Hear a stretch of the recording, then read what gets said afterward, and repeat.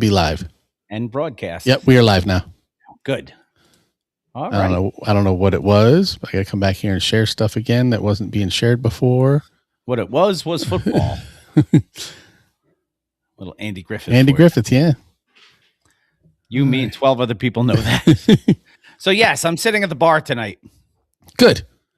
Because little Olivia Ann Kelly made her appearance a month and a day early. But she's here. She is here. She is. They're still in the hospital. I figured. I didn't figure.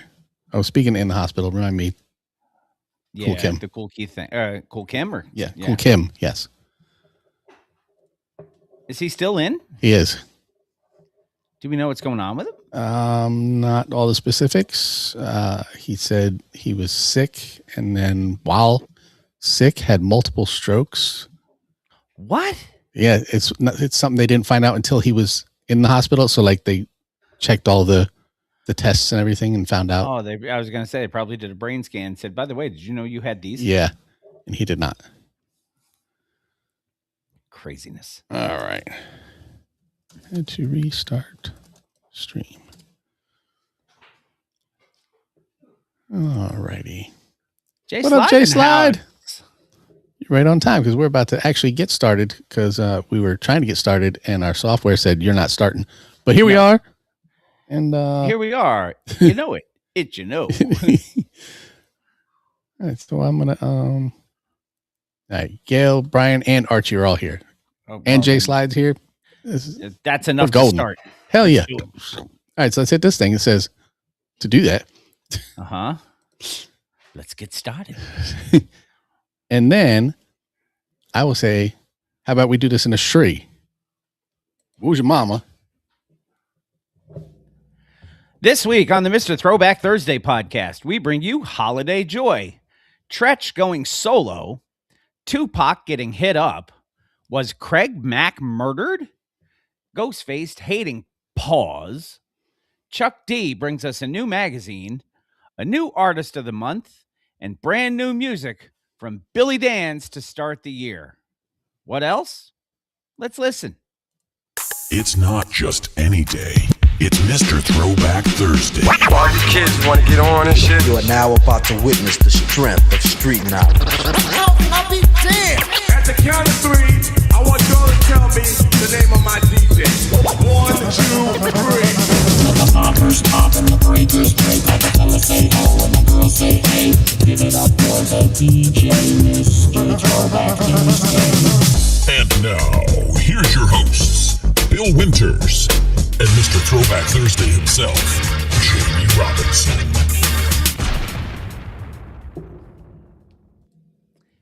And a very happy new year. Welcome everybody to 2026 and welcome everybody to Mr. Throwback Thursday.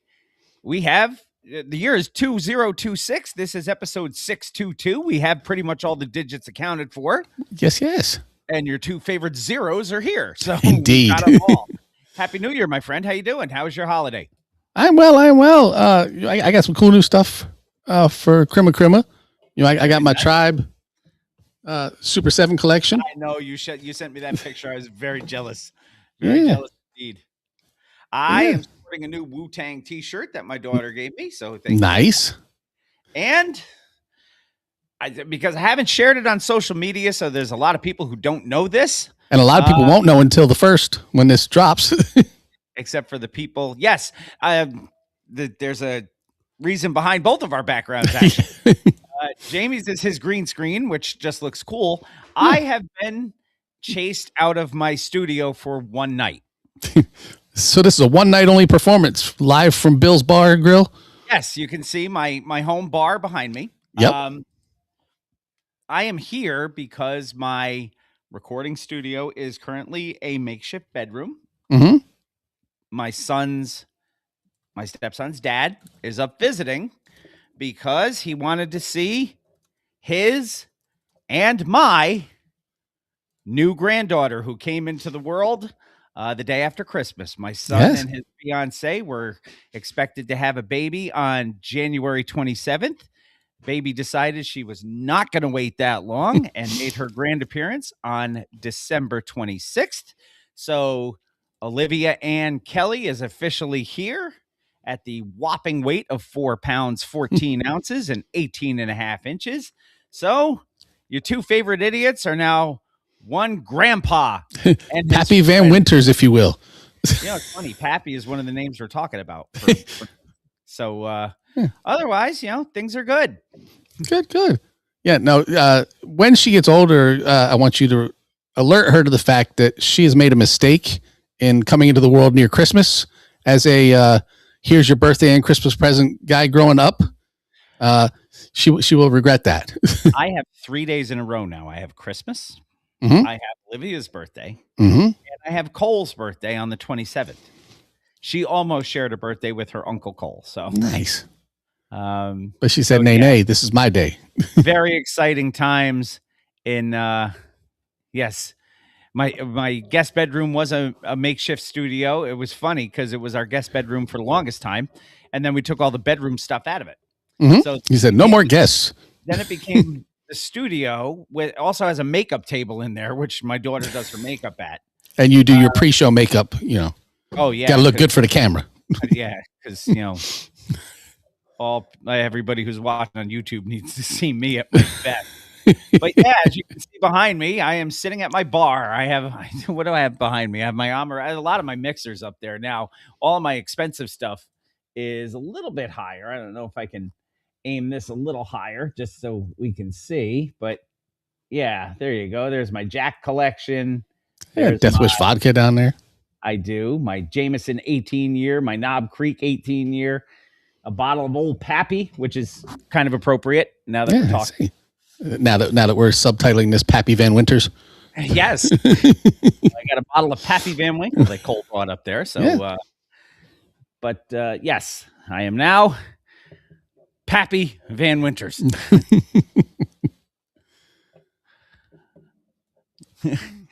I am in her will. That should worry you. Yeah. That Pappy is funny. We only break that out for special events. And of course we came home after, and that was the other thing. I haven't been home very much this weekend because we never expected the baby to be here. So right. We thought we had about a month to unprepared put together a dresser and build a bassinet and get the nursery ready. Thankfully, we got the flooring done in that thing. All my military friends are out here listening right now saying, does Bill not know about the 7 Ps? This proper prior planning prevents piss poor performance. If you were ready for this, you should have been ready for this months ago. No, it's not my baby. I know, but you are Pappy Van Winters. Yeah, apparently I am. And I am also the host of the co-host of the first show of 2026. And I'm getting the Jack Daniels collection. Nice. Yes, that's what you're in the will for. Yes. Love this. Because I am a Tennessee Squire, by the way. I don't know if Gail is one of those. Yes. I am one of those. Bill's out here wishing for Gail's downfall now. No, for a collection of Jack Daniels. Not at all. No, Gail, I'm going to have to show you some pictures then when we're done here. Yeah, she said her collection is huge. My brother-in-law has some collectible bottles that are unopened, like the Tennessee, like the trumpet one and all that. I mean, just ridiculous things that are probably worth like $700 a bottle. So nice. You got to drink those. I don't care what anybody says. You got to drink them. Well, if they come to me, they're going to get drank. Well, I'll tell you that right now. But I got like a $500 bottle of Foursquare in there. Mm-hmm. I'm drinking it. I know you are. Let's see. What do we have for episode? I have no idea. The first episode of the year 2026. We have our standard menu. We have hip hop headlines this week. A few pieces of hip hop headlines as we look. 2 or 3. We have 3 or 4. 3 or 4. This time we didn't forget the grade. That's right. Of course, we'll have some new school news at the end. We will have nothing about dogs, though. Oh, good God. You're like, I threw it away. You're like, read the headline and then read the second sentence. And I read it and I was like, Are you kidding me? And this was immediately thrown out. So if I'm throwing it out of New School News. Immediately that was enough of that shit. Yes. So let's hope that guy ends up in person. Oh, I'm pretty sure he is. Yeah. I mean, the big person, the big jail. Yeah. Alcatraz. So, we'll have Woo News, of course. Yes. We will have, let's see, a one and done from an artist that I think you told me about a while ago because we were discussing some of the one and dones and you mentioned this, but I hadn't really listened to it. A record of the week from another artist that unless you are a deep diver, you're probably not going to know. Which is why I chose it to start the year. And that is also your artist of the month for January of 2026. So we're going to start off obscure. Yeah, we're going to get a little deeper this year, and instead of I know that one. Oh, I had all their stuff. I want people to go out and check out people they probably haven't heard of, but do have a decent catalog. I am going to guarantee there's going to be everybody in the listening audience that's going to say that about this artist of the month for January of 2026. They're going to be doing the Pee Wee Herman to make them say, huh? What? What? We have an old and the new, as we said in the intro, from friend of the show and the guy who says it's my fault all the time. Billy Danz is also featuring Be Real, and we'll get to that after the artist of the month, record of the week, and the one and done. And of course, show wouldn't be the show. Doesn't matter where I'm sitting without Bill Reed's lyrics. And yes, the Buck Bald hat is out here at the bar. Buck Bald at the bar. Yes. Bill Reed's lyrics. So and bees again. Before we get going, I want to send a shout out to Cool Kim. Yes. Who is currently in, I believe he's still in the intensive care unit. Yes. Has been for about 4 days. I want to say 4 days now. I could be wrong. But an active member of the TBT posse, fan favorite, and one of the friend of ours. Interviews we ever had. The guy who gave me the worst nickname I've had in the 12 years of this show. But you love it because no one else would be Billy Booty Hole Brown but you. And I went with the Mr. Throwback Thursday 2014 mug tonight. Did you? Well, I went with the OG tonight. I almost picked that one up too. See, one brain, two bodies. Yes. Let us get started in this makeshift Bill sitting at the bar, Pappy Van Winter's first episode of 2026. Shall we? Yes, please hit me with a little of that 2026 Triple H. Yay.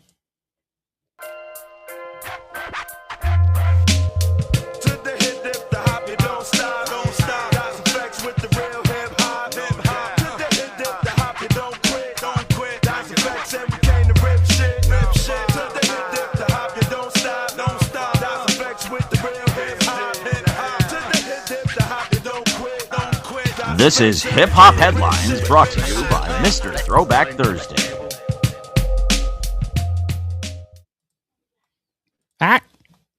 Well, get on it. It's your time. Did you see? I posted the other day on Christmas because it is not Christmas until Spit and Ramo hit the third rail. Yes, I saw that. You know what?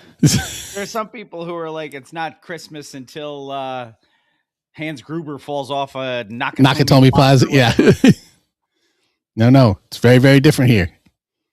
Not until Ramo and Spit hit that third rail is it Christmas. And then Spit! Yeah. And you go running down the tracks, and then the shock happens, and all you hear is Kenny go, Ramo! Yeah, there's some quality acting in that movie. Yes. And for his parents being who they are. Yeah. Ozzy and Ruby. Yeah. Mm-hmm. So Holiday in the Bay is our first article. This comes is all hip hop. Oh, and shout out to Felicia watching on the gram. Well, hello, Felicia. While many celebrities spent the holidays receiving gifts, Bay Area hip hop legend E40 spent his ensuring that his hometown didn't go without. In a heartwarming display of community spirit, the rap icon funded a massive toy drive in South Vallejo, distributing over 1,000 gifts to local children just in time for Christmas. You wouldn't expect that from guy as, rough and rugged as an E40, but yeah, but he loves the Bay. I was gonna say that's just the persona, man. What you hear on wax is not. Yeah, what you see at the Warriors game, him being escorted out, is not it's not the same thing. That had some trick moment to it. Yeah, but he does. He loves the Bay. I mean, like Too Short. Despite the rain, the event held at the Shiloh Community Church was a huge success. This location is deeply personal for E40. His grandfather was once the pastor there, and it sits right across the street from the liquor store where he famously sold his mixtapes out of his car in the early days. You selling your tapes out of a liquor store, then deserve some success. Because people walk out of there, they don't have much money. They in there for a reason. It's not to buy music. No, but when you can get them going in, you're good. Maybe. Families walked away with everything from dolls and footballs to drones and bicycles. A few lucky attendees even scored big ticket items like PlayStation 5 consoles and flat screen TVs. Damn, I'd be pissed off if I got a doll. I would be too. But it wasn't just about the stuff. Sure, it was. The event, and they wasn't about the stuff for him. No.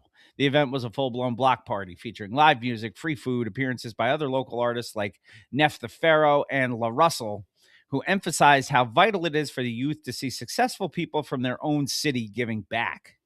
As La Russell put it perfectly, we don't have a sports team. All we got is our rappers and athletes who make it. Thanks to E40 and over 60 volunteers, the city of Vallejo certainly felt that love this season. Don't they have the Oakland Baller? What's Too Short baseball team? Oakland Ballers, yeah. Yeah, him and Billy Joe Armstrong. Because every other team's left Oakland. Yeah. Left skid marks in the parking lot when they did. Yep. Article number 2 comes to us from WYFF, Channel 4 in Greensville, South Carolina. Because that's where we get most of our hip-hop news. We just like to spread it around when we can, Luda Claus. Here's a heartwarming story to wrap up the holiday season. Award-winning rapper and actor Luda just played Santa Claus in a big way for a nonprofit in Iowa. While in town for a performance, Ludacris made a special stop at the Children's Cancer Connection in Des Moines. He didn't just visit to say hello. He toured the facility. He spent quality time with the children and their families, and then stunned everyone by presenting a check for $100,000. That's a nice lot money. Good Lord, that's a lot of money. That's a nice donation. Yeah, what up, Nipsey?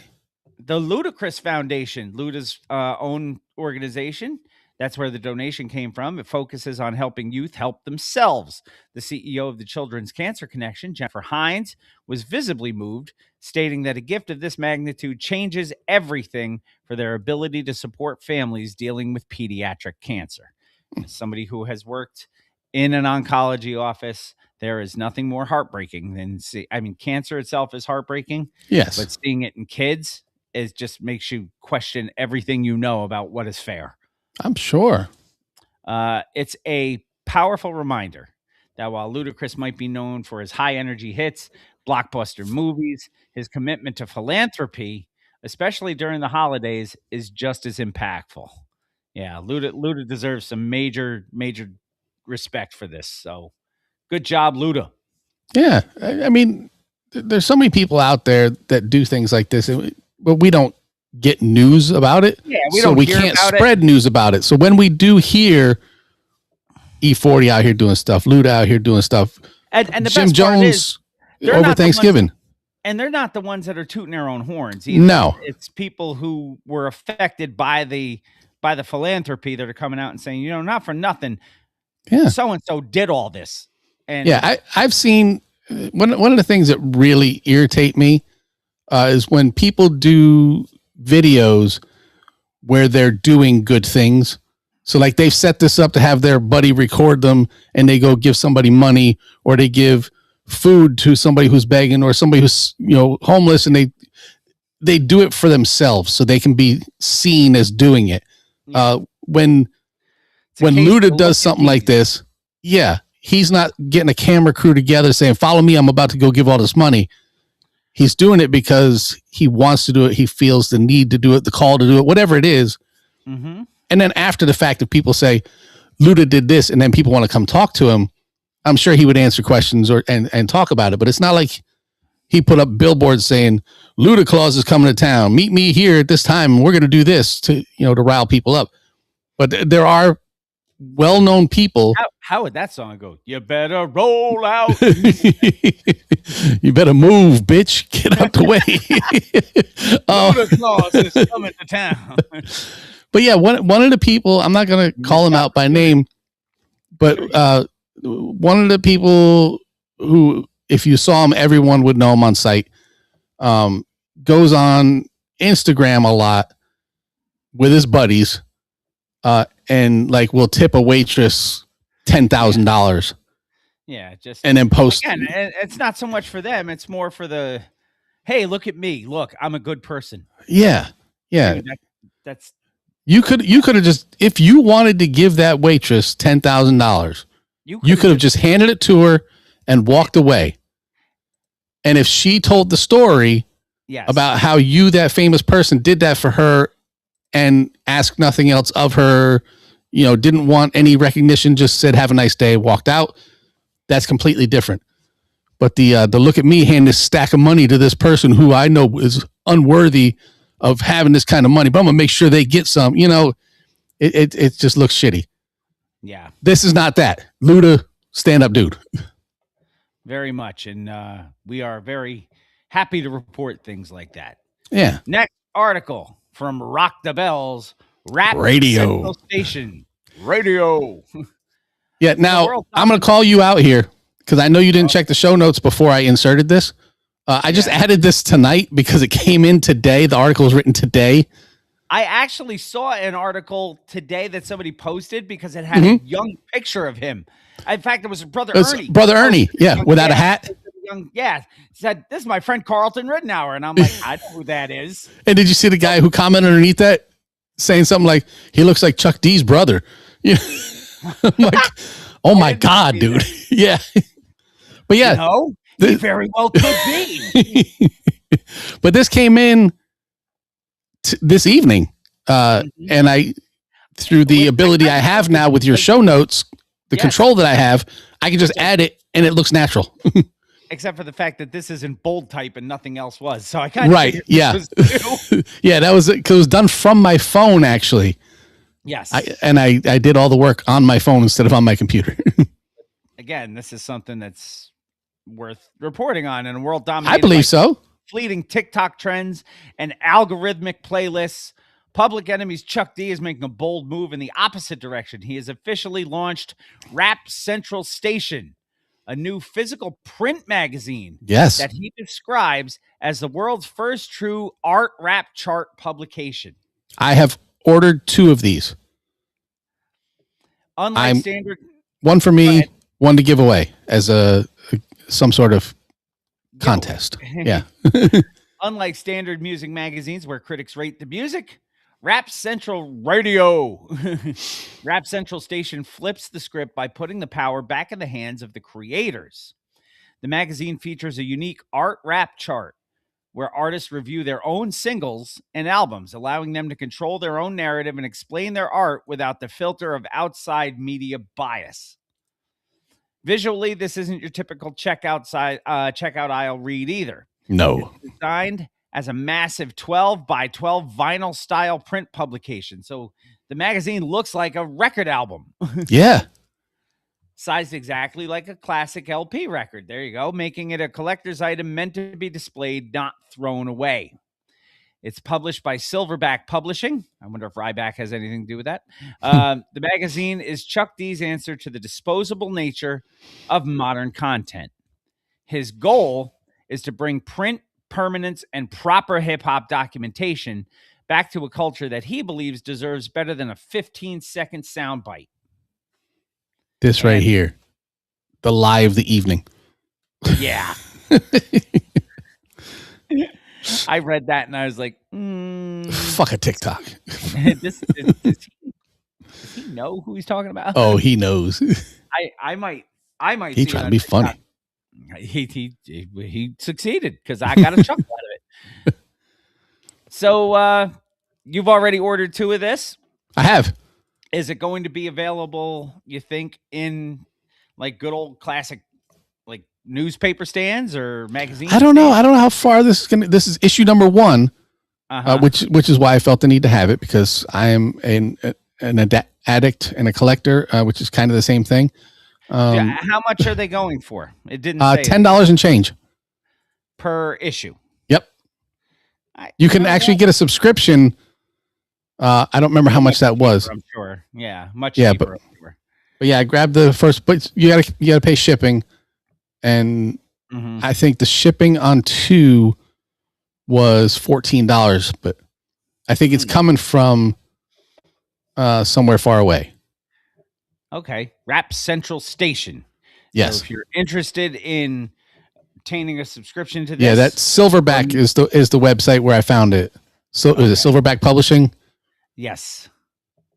So I would just Google Rap Central Station. Yep. Chuck D, and it should take you where you need to go, and then you can buy yourself a periodical. A periodical. Nice. That's a good word. Start 2026 with. Yes. Next article: Tretch and the Iceberg. Yeah, this is something that I was unaware of. Me too.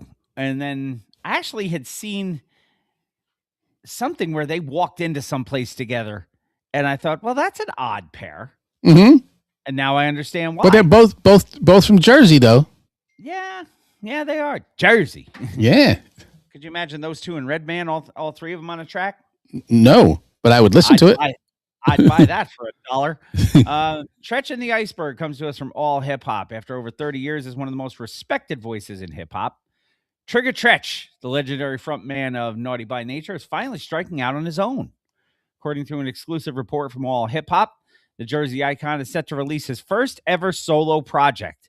Wait, where did you say he was from? And whenever I smell cheap cologne and raccoons, I know I'm in New Jersey. Yeah, that. Okay, good. It's No, it's Bill's fault. Sorry.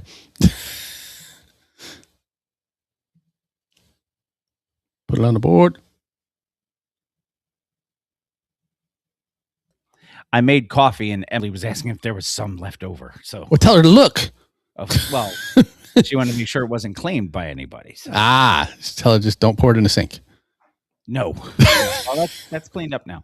But anyway, let's get back to what we were talking about. So the project is slated to drop New Year's Eve. So as we're recording, 2 days from now. As you're listening, yesterday. Positioning Tretch to kick off 2026 with a fresh start. The lead single is titled Lay Low. It features his longtime friend and fellow legend, 2 T's, 2 U's, 1 Ola. Yes.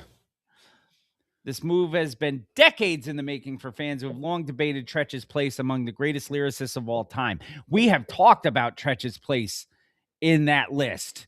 And the fact that not a lot of people give him the credit that he deserves. And he's one of the best to do it. Yes. Lion has a real-time update. The magazine is found in Barnes & Noble 3 weeks later after the international street. Okay.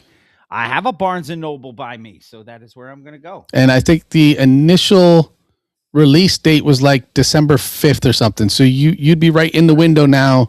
I could probably find it in the B&N if I go there tomorrow. So yes. So you should all go there tomorrow and pick it up. And then Chuck can all get paid. Yes. Send us pictures or post pictures and tag us in them with you holding it. Very cool. So the move, again, decades in the making for Tretch to release the solo. Known for his rapid flow and ghetto anthems, Tretch reportedly recorded much of this material during the COVID pandemic. So he's been sitting on this for a while, waiting for the perfect time to unleash it. You know, beginning of 2026 sounds like a perfect time to me. It does. That's like a 5-year break from when he started on it. Yeah. Yeah, because COVID at its height was, I mean, it's named for 2019, but at its worst, it was 2020. So, so sources have suggested that this mixtape is just the beginning with a vault of unreleased music ready to follow. So very cool. for a rapper who defined the 90s with hits like OPP and Hip Hop Hooray, ho, hey. And Yoke the Joker. Fuck all those other songs. You know what? Yoke the Joker, we've said this too. One of the most underrated songs ever. Yes. That's because they had so many that got TV Raps play, got airplay that were, I don't want to say they were crossovers. They were just accepted by a bunch of people outside of hip hop. It's not like they pushed to have it played that way. It's just, it appealed to a bunch of people. But, that to me is like prime Tretch right there. Mm-hmm. So for a rapper who defined the 90s with those hits, this solo run is described as unfinished business. That was an EPMD record. A chance to cement his legacy without the constraints of a group dynamic. So good on Tretch. The constraints of a group dynamic. It's Vinny and KG. Yeah. I guess it's not like he's a group. Yeah, it's not like he's part of Slipknot or the Jacksons. It's two other dudes. They're your friends. I have to tell Bird, Matt Rempe heard she you know what she calls the hockey rinks now? She calls them boy aquariums because she says they look like little boy fish swimming in an aquarium when you look through Sure.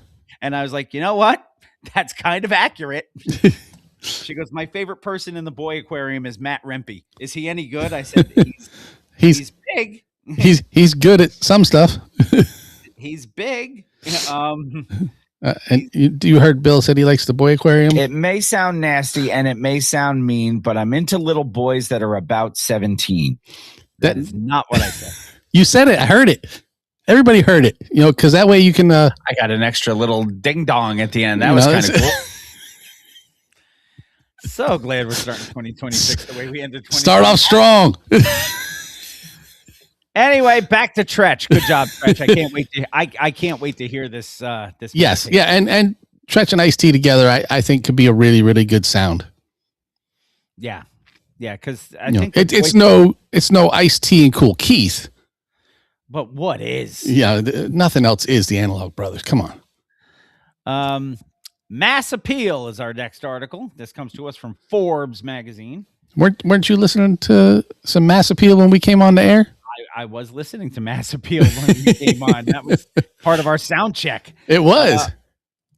We are looking at a fascinating piece from Forbes that breaks down how Mass Appeal, the media company backed by Nas, has completely rewritten the playbook for aging hip-hop stars. So we've all know the Mass Appeal project and the seven records that are part of it. Something like that. Yeah, it was a big release. I saw somebody online the other day ranked the 7 records in, from 7 to 1. And I think they had the Big L record at 6. I think they had the new the Nas and Premiere at like 2 or something like that. And I'm like,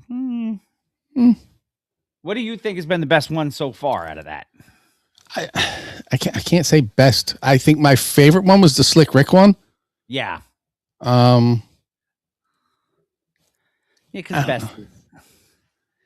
best is subjective, but it is. Yeah. Nipsey wants to know who you'd want to see if they did it again next year.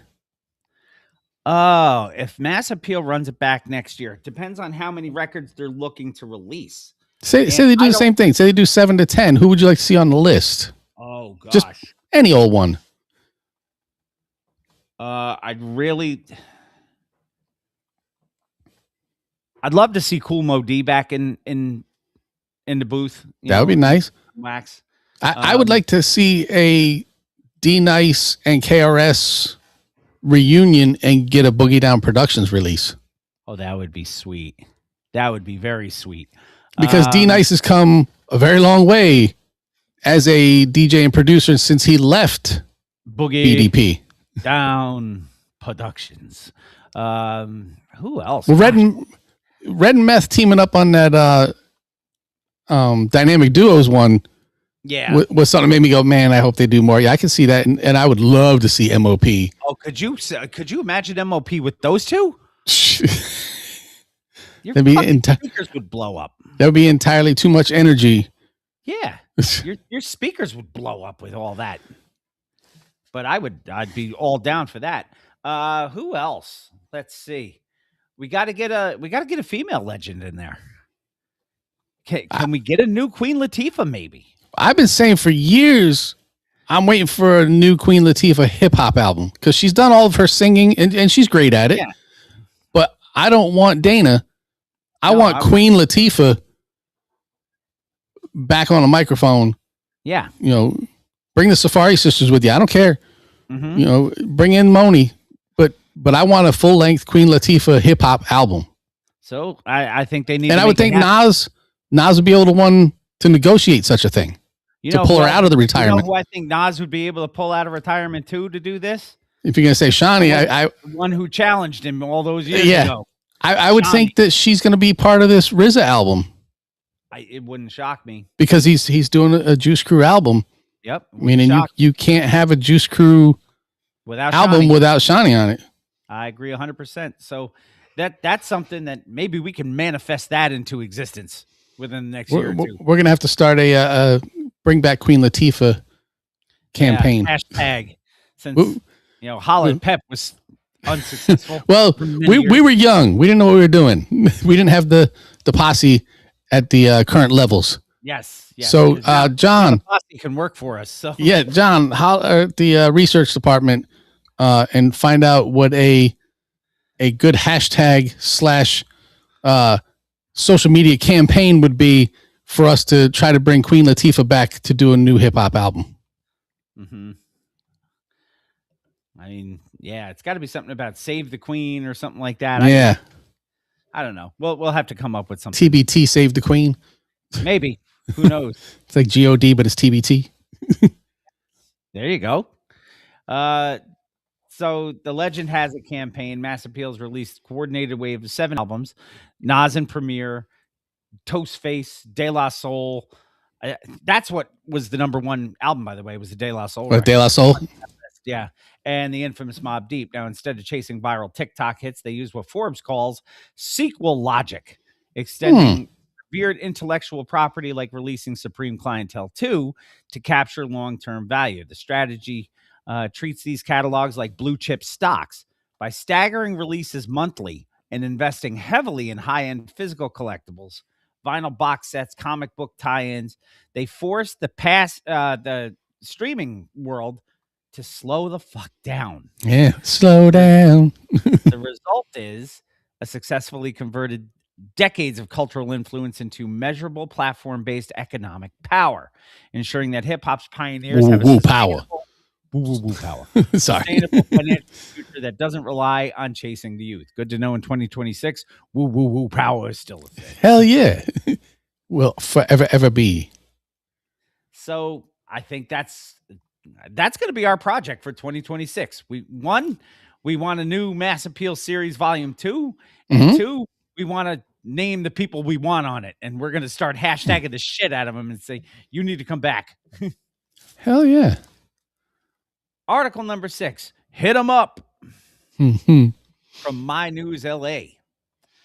Yeah. Amaru Entertainment is the company. Amaru, yes. Amaru. As in Tupac Amaru Shakur. The late Afeni Shakur to manage the estate of her son, Tupac Amaru Shakur. It's officially requested a court dismissal of a lawsuit filed by Capucine Jackson. Not Cappuccino. No. Jackson is the widow of Johnny Lee Jackson, a prominent producer known for his extensive work on some of Tupac's biggest hits. At dispute here is that Capucine Jackson, along with Clockwork Entertainment, suing for breach of contract, alleging that she is being denied royalty payments owed to her late husband's estate.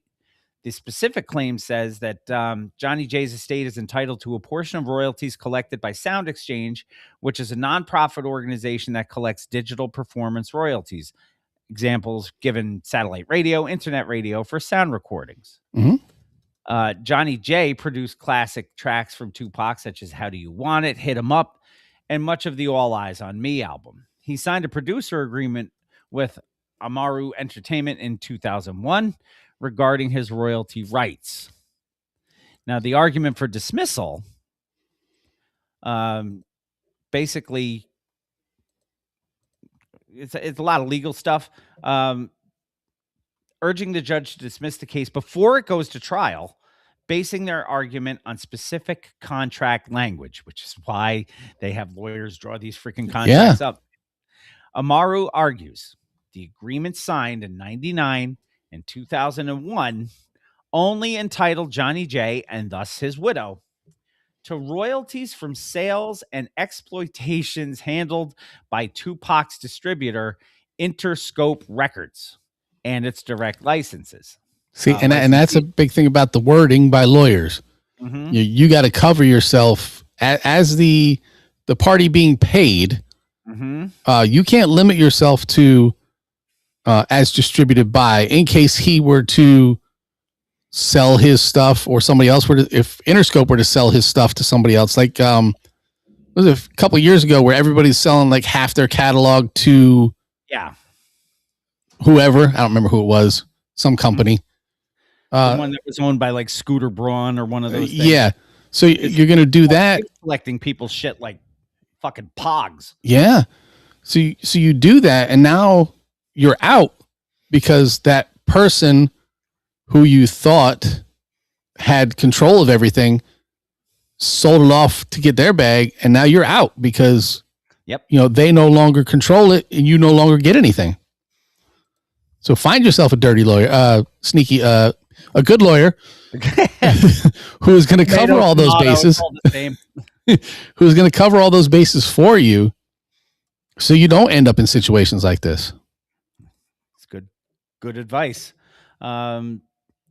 So the exclusion of Sound Exchange, Amaru contends Sound Exchange is not a licensee of Interscope. Therefore, the digital performance royalties it collects fall outside the scope of that producer agreement. Right. They argue that the contract unambiguously, that's a big word. There's a lot of letters in kind of like unconceivable. Grandma like a hammer. Indeed. It does not grant rights to these specific digital royalties. So what happens next? A hearing on the motion for dismissal is currently scheduled for March 19th. To Marcha. So this legal battle's been going on since October of 2022. I didn't realize that they had been fighting this for this long. But I think it's because it wasn't, I don't want to say it wasn't known to the public, but it wasn't a big top deal. Of mind, I will say that. Right. It happened, but it had just been filed. There were other things in the news that were a little bit more pressing. Diddy. Yeah. So we had a whole episode with Diddy in the titles. Did he do it? You know he goddamn well did. I know you did. So Capuchin Jackson, having amended her complaint multiple times to add plaintiffs and to clarify claims. So she just keeps throwing shit against the wall to see what's eventually going to stick. Yeah. And I feel bad for her. I do too, but if you'd done your due diligence with having the contracts, if your husband had, yes. I mean, she's playing catch up. Her husband had a deal set, and then Interscope flipped it and said, we don't have control of that anymore, so we can't pay you. So she's trying to fight out of it. I know you probably don't watch the show. Probably not, because I don't watch a lot of shows. I mean, I watch shows, but I don't watch a lot of popular shows. On Survivor this year. Yes, I watched Survivor the year the Disturbed's debut album came out. The Sickness, that's the year I watched Survivor. So the reason I bring this up is there was a thing on there this year where a guy had an advantage to either, to block somebody's vote. Okay. And he had to announce whose vote he was blocking before they went to council and everything. So he did it during one of their little face-to-face camera things. Mm-hmm. So once he announced who he was blocking, he didn't have that advantage anymore. Right. So they go to the tribal council that night, and somebody else had a knowledge is power, which means I can either take an idol from somebody if I know they have it, or I can ask somebody if they have an advantage, and if they say yes, they have to give it to me. She wanted to steal his advantage, the girl who had this. Mm-hmm. But he had already played it that afternoon by saying he was going to block so-and-so's vote. So it was a case of, do you have this? And he just looked straight at her and shook his head yes and said, nope. Like, yeah. See, you say knowledge is power. All I think of is Schoolhouse Rock. Mm-hmm. Because knowledge is power. Schoolhouse Rocky. Yeah, and which brings us back to Get Well Cool Kim. Absolutely, always gets back to Get Well Cool Kim. So because I have him recorded singing that. Yes, you do. So because she's amended her complaint multiple times to add plaintiffs, clarify claims, at some point you would think they would say enough is enough, right? You would think. I don't know what the legal definition is of enough is enough. Wait a minute. I said it wrong. Of hold up. Hey. Do over. There was a car coming. Exactly. That was all of our excuses. Car. Do over. Yeah. So Amaru is now asking the court to rule that there are no triable issues because the contract simply does not support her claims. Triable, not tribal, which is what you were talking about. Yes. Very good. Look at you. You are on it. Next. It's a new year, man. Mac Attack. It's because, you got the new backdrop and I'm sitting in front of my bar. And I have my bar in my hand. So We have heavy story coming out of the Bad Boy Records legacy today. Yeah. Comes to us from Complex. Roxanne Alexis Hill Johnson. It's a lot of names. She is the ex-wife of the late Craig Mack. Has come forward with a startling allegation. She believes that Craig Mack was intentionally infected with HIV as part of a setup. As was Eazy-E, according to the stories. Which has been tried in the past as murder. Yeah. Well, I told you last week about the guy I was in a brig with, Lovato. Yeah. 9 counts of attempted murder. 9 counts of attempted murder for not disclosing that he was... Yeah, technically, he injected them with HIV as well. Mm-hmm. In a new interview with The Art of Dialogue, Hill Johnson revealed that she and their 2 children were unaware of Craig Mack's AIDS diagnosis until just 2 weeks before he passed in 2018. While the public was told he died of heart failure, his death certificate reportedly cited complications from HIV and AIDS, an illness that the coroner estimated he had battled unmedicated for nearly a decade. Hill Johnson connects this timeline back to his days in New York, the headquarters of Bad Boy Records, run at the time by everybody's favorite baby oil guy, Mr. Backhug himself. Mm-hmm. Piss Dookie. One Mr. Puff Diddy Daddy Farty Licky Piss Dookie. Wait, that's why he changed his name to Love. Yeah. She firmly rejects rumors that Craig Mack was gay, stating Craig was a very heterosexual man. Someone got to him. That was a big thing. Back in the 80s and 90s, if you had AIDS, it was assumed that you were gay. Mm-hmm. Because it affected. That's the only way people knew how it was passed. Right, transmitted. Yeah, it was called the gay plague at one point. It was, but as the years went on, and Craig Mack hasn't been gone that long. During this run of this show, 8 years. Yeah, so at that point, you should have moved past that theory. Yes, Ryan White. I believe that was my senior year. I think 1990. Yep, that's how people found out. Wait a second. Yeah.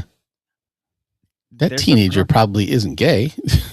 Or probably didn't acquire it that way unless he was taken advantage of, which... Yeah. He didn't go to a piss dookie party, so... Uh-huh. No, he didn't. No. But yeah, so you would think, though, by the 2000s, that would not be the popular conception anymore. It would be, who knows how he got it. And knowing blood. Craig Mack, it probably wasn't that. Whatever. Sharing needles, tainted blood, could be anything now. Yeah. But everybody, because it's an easy thing to remember, and it's a it's probably the worst way you can insult somebody who can't defend themselves by Right. saying that's how they contracted it and died. So Exactly. anyway, she said she even recalled that Craig Mack warned other artists to be careful because people in the industry might try to poison them with an STI, sexually transmitted infection. Right. It used to be VD when we were growing up, venereal. Yeah, disease. and then it became STD. And now it's STI. Right. Not an STYE. That's a sty. That's on your eye. And I had one of those last time you were here. I know you did. It was ugly. It looked like it hurt. These claims add a new dark layer to the story of a rapper who famously left the industry to join a religious compound in South Carolina, raising questions about what exactly he was running from. Yeah, and we talked about that, like when he resurfaced. Yeah. Years later, because he had just disappeared as far as the general public was concerned. Yeah, he resurfaced, I think, maybe a year before he died? Yeah, and then he left the cult, religious, whatever it was, and came back home, right, and then he died.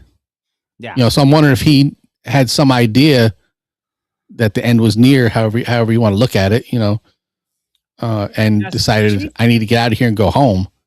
Now that brings another theory to mind. I mean, I'm not a conspiracy theorist or anything. Could it have been the cult who got him? It could have been. Nobody knows. No. And if Piss Dookie knew he was there. Yeah, and he's not here to ask. So yeah, and have you watched the 50 Cent Piss Dookie documentary? Yes. Okay, don't tell me anything about it. I'm only one episode in. For the rest of my life, I'm going to gauge my pettiness level from 1 to 50 Cent. I'm only one episode in, but when they went through him leaving Uptown and starting his own label, there was no mention of Craig Mack. It was Biggie. That's all they mentioned. Yep, they mentioned Biggie, and boy, they harped on Heavy D for a long time on that.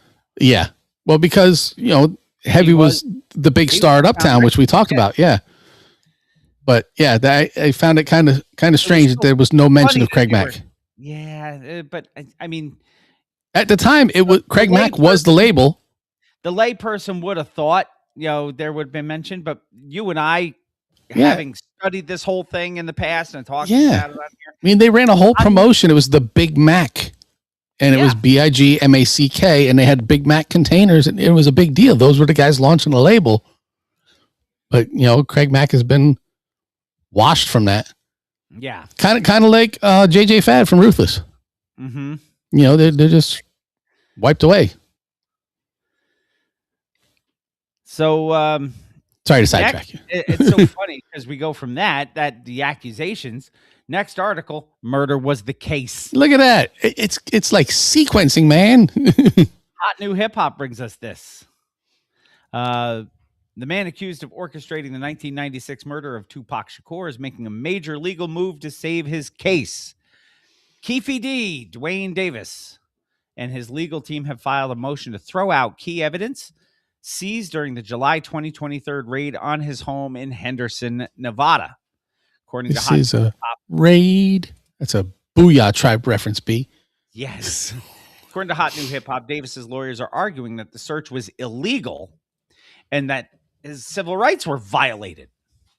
The core of their argument targets the nighttime raid, which they claim was authorized based on bad faith information. His attorney, Robert Draskovich, argues that the police painted a misleading picture of Keefe D as a dangerous drug dealer to get the warrant approved. The defense points out that Davis is actually a 60-year-old retired cancer survivor whose last drug convictions were over 25 years ago, and it was lived quietly in the same home for a decade. That doesn't mean he didn't do it. They argue the court accepted generic safety theories rather than specific proof needed to justify storming a home at night. If the judge agrees, any evidence that's found during the raid, which could include electronics, writings, or other materials linking him to the crime, could be tossed out of court. That's huge. It is huge. With the trial now delayed until August of 2026, this motion could be the deciding factor in whether the case against him holds up. Hold up. Or falls apart. So that is a huge development. Yeah. They could go it could throw the proverbial monkey wrench into the whole thing. It could be the fly in the ointment. And then we will never know who. Yeah. We just will never know. We'll have to wait for Jeff's next book. Yeah. And now, new school news. Okay, hold on. Let me get a little. All right, hit me. I wish we had some kind of stupid audio thing for this, just to make it as dumb as it is. Hot New Hip Hop says that Ray J defends Diddy and claims that Suge Knight could have sexually assaulted men. He couldn't see them. No, but he could still have sexually assaulted them. That right there. He might not have known there is enough of that shit. Thank you very much. Boy, that was that was a Rocky Horror level pause right there. That was some It was patient. We are going to take our first break of the evening. When we come back to episode 622 of Mr. Throwback Thursday, we are going to have some woo news, and then we're going to get into some music. You should come back and check it out. Coming at you live and direct from Bill's Bar, Pappy Van Winters and the bar, and Jamie in his normal spot. Mr. Throwback Thursday, episode 622, coming right back at you.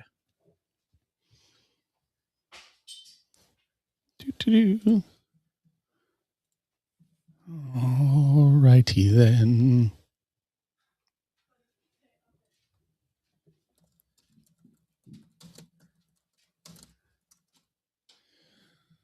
Let's see. Why are the Knicks not winning? Who are they playing? They are playing the New Orleans Pelicans. Oh, they're down by 6. Yeah. Why are they not winning is the question. They will. I'm not worried about that. Dude, how good was Kevin McCullough Jr. the other night? Yeah. And how about getting shout outs from Josh Hart live? Yeah. Good stuff. Good stuff. All right. Currently, so there's weird stuff happening. I started the day as an 8% dog. In the we got to put foosball in at the end somehow. Yeah. I didn't write it, but I started as an 8% dog. The game is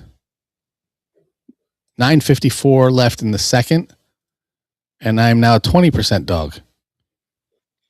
He has Drake London and Kyron Williams, and I have a 10-point lead. They have 1 point between them. Okay, that's a little weird. I will assume that is going to change. Let's go to fantasy food. I would think so. C'est la vie, said the old folks. It goes to show you never can tell. Indeed. I put no money on them. I'll be impressed. I put no money on them this week, Lion. That was a catch game, and I ducked it. There were a couple of them this week. What killed me, and we'll talk about it at the end if we get to foosball, is a last-second decision on my part when I saw that Travion Henderson was going to play, and I sat Rahamondre because of it. And Rahamondre went nuts yesterday. Well, so that was my plan initially. Rahamondre eats the Jets. He just does, and I know this. But what happened is he's been relegated to the backup behind Travion Henderson. And they said, Travion Henderson will not play. And I said, well, fuck it. I'm starting Ramondre. And 5 minutes before game time, I'm watching the pregame. And they're like, and Travion Henderson gets to start. I'm like, fuck. So I had to switch him out. And since there was nobody playing for Pittsburgh, I figured, let me throw Jalen Warren in because they got to give the ball to somebody. And he gave me 6.4. Ramondre gave me 24.7 on the bench. And I knew it. That doesn't do you any good. No, I knew it. 100% had it down. And I even told Ian, I said, ooh, Ramondre is not getting the start. I guess I got to take him out, even though I don't want to. So I am way behind in the 7th place game because in the toilet bowl. Well, no, the 9th place game is under that, and then let's see, that's Ian and Alfredo. The 7th place game is me and John. The 3rd place game is Hugo and Ron EJ, who came out of nowhere at 7-7. He did. And Hugo's at 7-7. And then you at 10-4 up against Manny at 12-2. So that is the two that should be fighting it out for the. I like to think so. Not to championship two or anything, but I think we have the 2 best records in the league. That's so funny. You're a 20% dog right now. He's projected to get 142 points. Right. But right now, they've got, because he has 2 big guns. I mean, he's got Drake London and he's got Kyron Williams, and both of them have done doodly squat. And I hope it stays that way. Yes. Whereas you have the Rams defense going. I do. So hopefully they can get a pick 6 or something. Something, Get you some points. They're projected to lose points and give me a 1.51. We shall see. Yeah. Either way, I believe I finished with the most points in the league. So that gets me a $20 kick. Yes. So good for you. I did not win either of the awards, as I stated. So I probably won't either, but and I know Ian does get the Felicia because he had a 2 and something record. Yeah, something like that. Yeah, because even Felicia had like 4 wins or 5 wins. Yeah. I believe Ian is the Felicia. Yeah, which is funny because he was the inaugural Felicia winner, which made him the Felicia commissioner. That's right. All right, I've got that ready. Do I have this ready? I don't know if you do or don't. I don't know either. I don't keep track of all this crap. All right, there's Woo. All right, are you ready? I've never been ready. That's good. The beauty of the show. So. It is. I told you the minute you say yes, I am. I'm like, well, we're done. We ended. It was a good over. Run. It was a good run. All right, let's do Woo. All right, let's do this with a tree. Woo. Who's your mama? Now back to the nest at the foot of the tree. One for the hype MC, the cool in me, the Kim, the coolin'. I'm a slave for no man. What up, y'all? This is Cool Kim, aka NY All the Ideal. Y'all remember me, man? Cool Kim, UMCs, Blue Cheese, all that, yeah, man. Well, I'm back, baby, and I'm chilling with Jamie and Bill on Mr. Throwback Thursday, the only old school classic hip hop show that matters.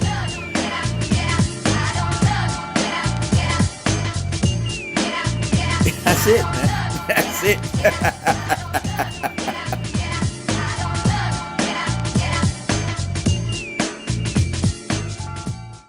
1 2 1 2.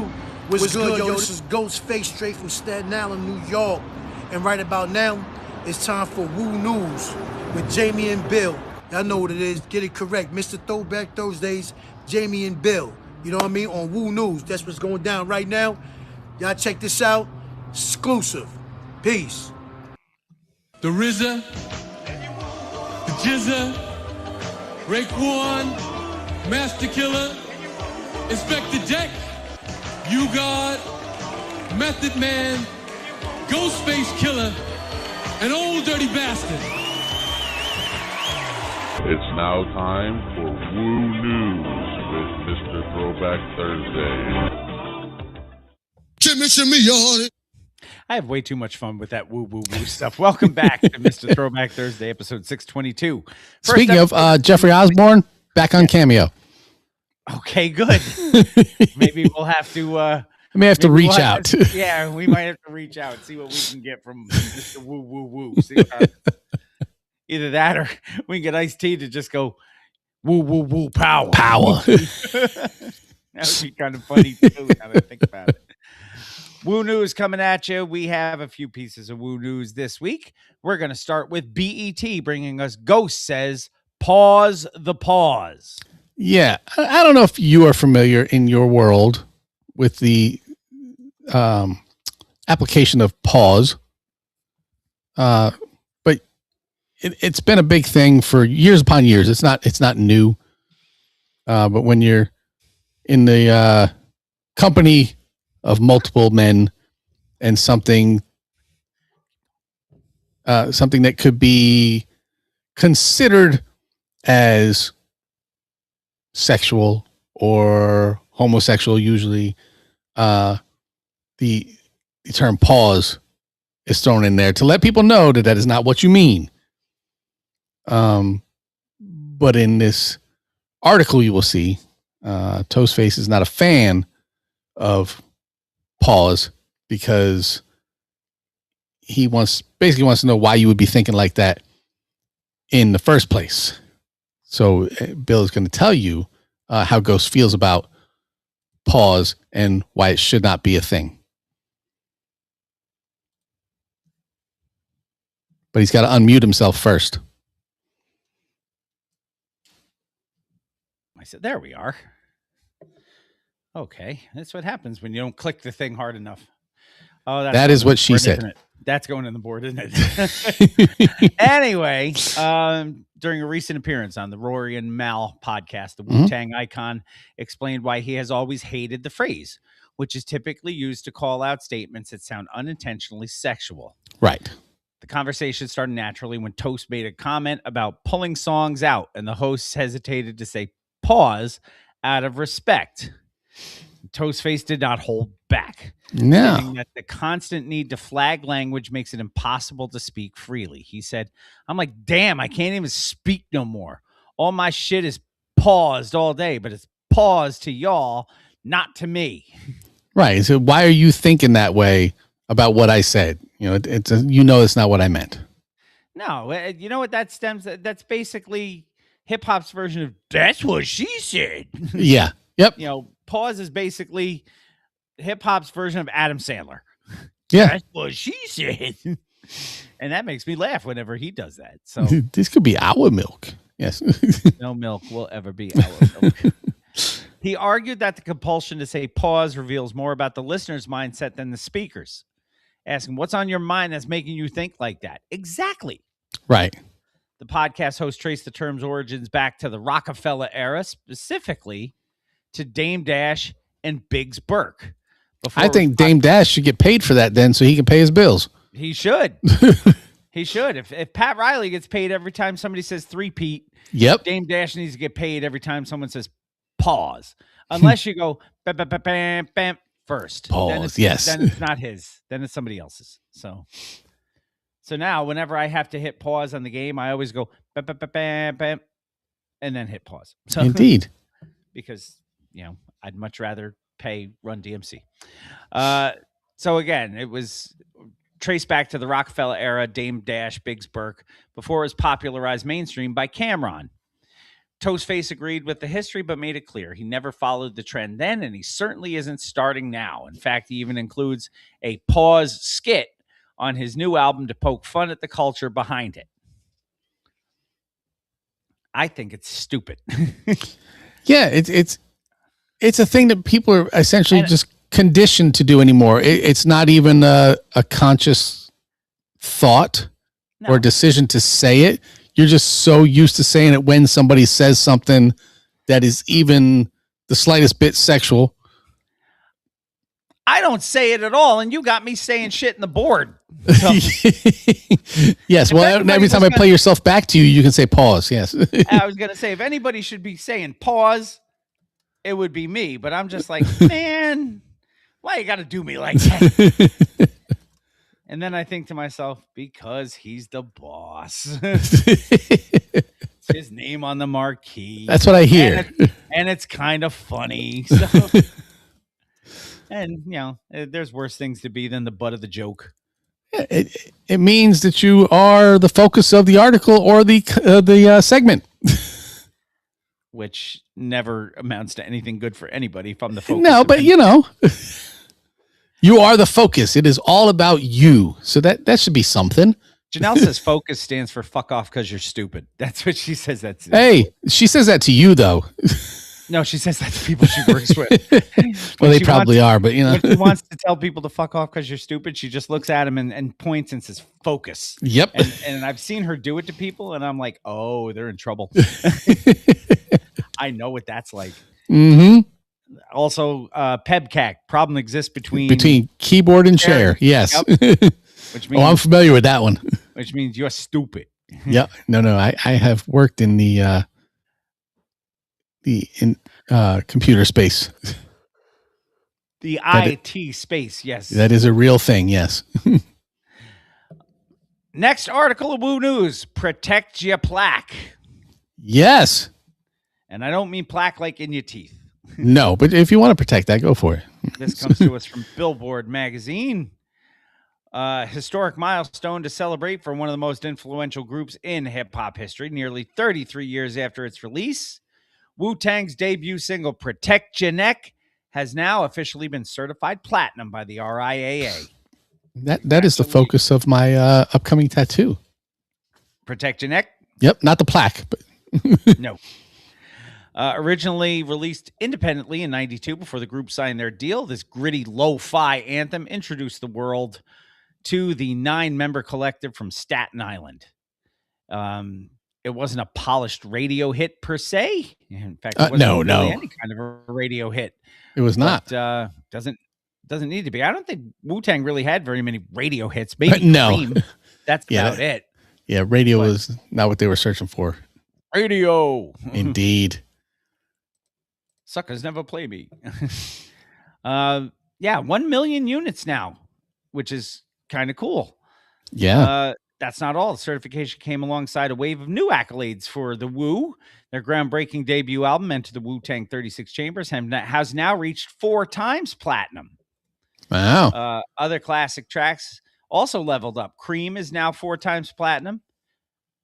Clifford Smith Jr.'s anthem, known as T-H-O-D, man, earned its first platinum plaque, and Wu-Tang Clan Ain't Nothing to Fuck With also hit the platinum mark. Yeah.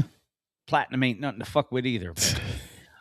This achievement highlights the unique longevity of the Wu-Tang brand as they prepare for the next leg of their farewell tour, which I think is overseas now. Yes. These certifications are a reminder that their one brand, many voices model didn't just change hip-hop business forever. It created a legacy that is still growing 3 decades after the fact. That's a long time. The Wu will last forever. Yeah. Ever. For the kids and whatnot. Last little bit of Wu news. What you got? ODB is still unalive, and You God is still not overly talented. Yeah. Again, more talented than us. Yeah, in some measurements, yes, I will say that. But when you come to the other 8 members, when you come to the payoff, indeed, someone had to finish last in medical school, right? This is true. They're still a doctor. I was going to say, doesn't mean they're not a doctor. Nope. Someone has to be the worst member of the Wu-Tang Clan, and that's not a bad place to be. So. Yeah. Let's get in some music, shall we? Please. We have a one and done to start year number 12. Almost year number 12. Almost, yes. But it is the same year of year number 12 for us. The one and done for episode 622 is, I believe, a true one and done. As I'm looking, I'm not seeing anything else by this. To the best of my knowledge, yes. The name of the record is Without Warning. And the artist, PhD. Not PMD, that's somebody else. Completely. 1, 2, 3, 4, 5, 6, 7, 8, 9, 10, 11, 12 tracks on this record, according to my list. What do you have? I got 12. Cool. Then we are copacetic. We are going to start with track number 1. John is going to say it sucks because our first record of 2026 does not have an intro on it. This is called The Dark Side. Ladies and gentlemen, the story you're about to see is true. The names have been changed to protect the innocent. Well, my name is Poet, and I'm known to be a warrior. Live in the bridge, not too far from Astoria. Back off, punks, before I kill all of ya. Your rhymes are whack, cause you don't have the formula. P-O-E-T spells the poet, and you know I don't go for no bullshit. Well, late one night, we was cruising in the Jeep, blasting the beats, tracking the concrete. Streets John said it should be called Without Intro because it's trash. Yes. You know, he wouldn't be wrong. Track number 2 is the title track, Without Warning. Of course, they didn't give us a warning that there was no intro, so we got that without warning.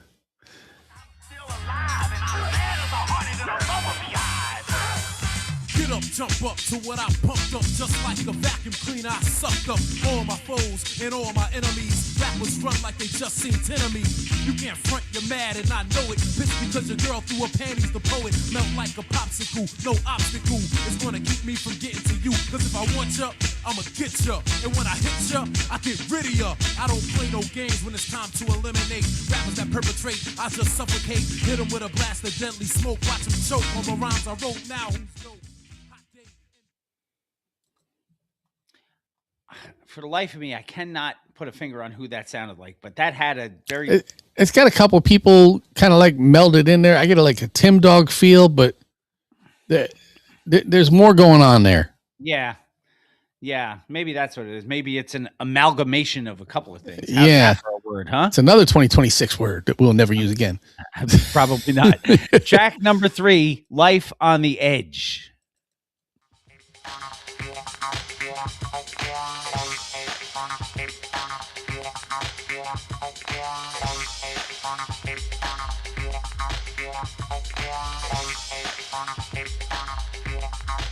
I'm living life on the edge, minutes away from death, busting a Uzi off until there's no bullets left. Me and my crew got ready for warfare, set up the deal and blast niggas everywhere. I put a cap in that ass if you talk shit. Don't fuck around, I'm on some King of New York shit. I'm a straight up killer. My blood is cold and my emotions are bitter. I ain't no saint. Matter of fact, next week I'm knocking off a bank. That's how I'm living on the I ain't no saint. Matter of fact, next week I'm knocking off a bank. All right, dude. It's a strange flex there, but yeah, just tell everybody before you do it. That is life on the edge, is what that is. It is robbing a bank and whatnot. Track number 3, Life on the Edge. That's one we just did. Track number 4. Well, this could be true too. If you're just going to go out and say you're going to commit all sorts of crimes, that could be considered pandemonium. Wasn't that a club in the city?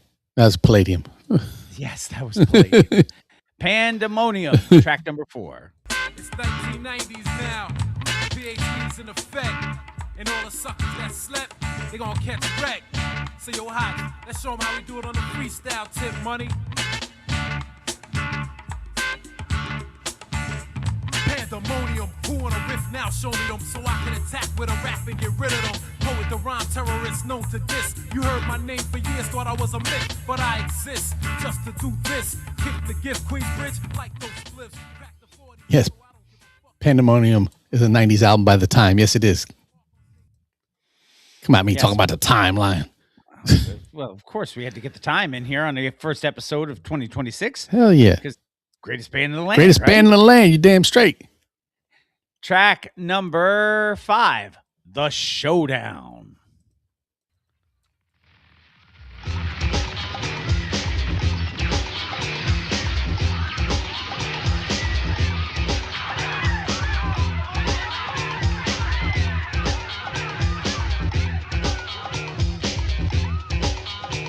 Be a showdown. Niggas are dead. I'ma pump hot lead in somebody's head. I was outside chilling in a jam. Niggas started busting at me and my man. I took the tree, he took a bullet. I looked to see who the fuck had pulled it, but everybody was gone. Word is born. I'ma find out by dawn. It's gonna be a bloodbath. With the Find out by dawn. What's the cutoff? Is it Dead by Dawn? Isn't it a George Romero movie? He used bloodbath. The only person I ever heard use bloodbath was Ice Cube. It's going to be a bloodbath of cops dying in L.A. Track number 6, Set It Off.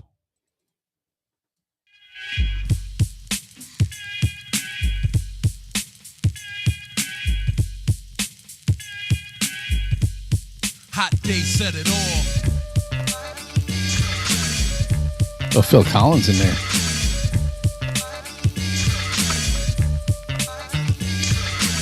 Well, I'm the poet about to set shit off.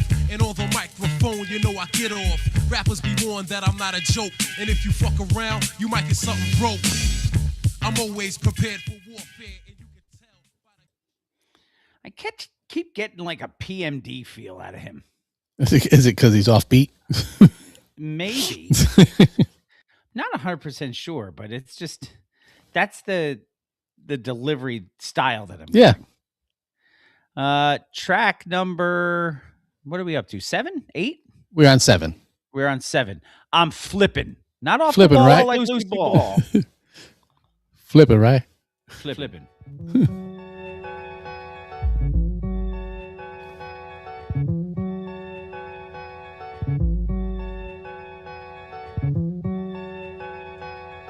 early one morning, I woke up strong. Nothing on my mind but shit going wrong. If it ain't this, it's that. If it ain't that, it's this. Fuck it, I'm blowing my mind. It's time to flip.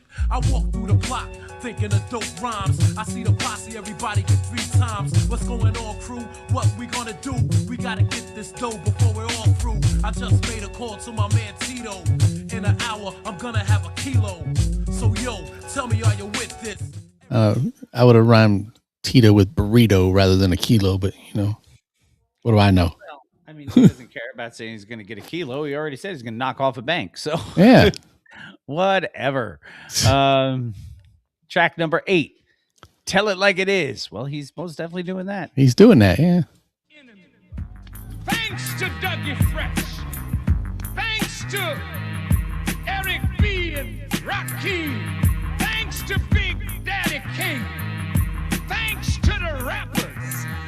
They have taken the word and put it in a rap. Now the babies are rapping to wisdom. Something to think about. I walk down the street and can't believe my eyes. An old lady in the alley just waits to die. It really makes me sick. The way the government couldn't give a shit. I'm so glad we got an Eric B. and Rakim reference. That's Prince Rakim. I almost fell off my chair. There you go. See, lion ass too. Yeah. Let's see. Track number, what are we up to? 9? 9. A Night to Remember.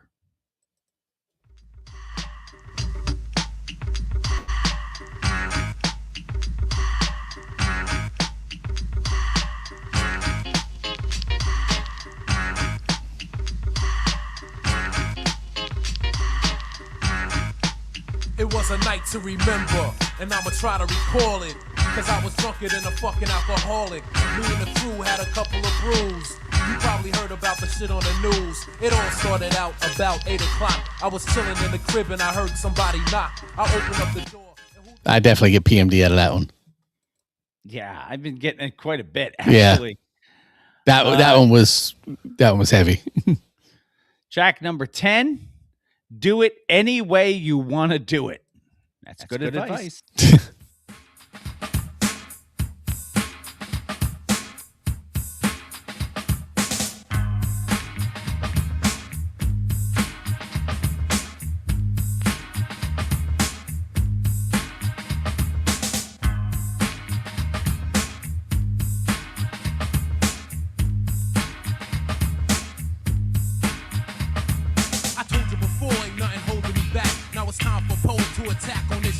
They said do it this way and that way. I said hell no, that's the whack way.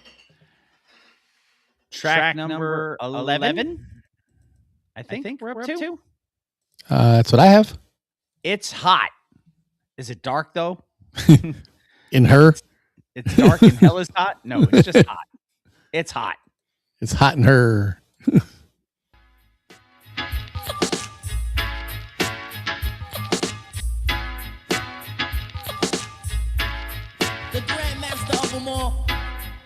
Even your mama fall.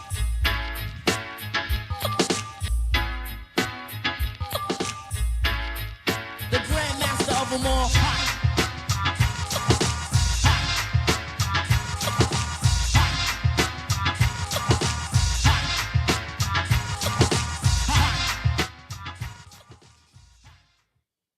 Even your mama fall for the legendary Grandmaster Caz.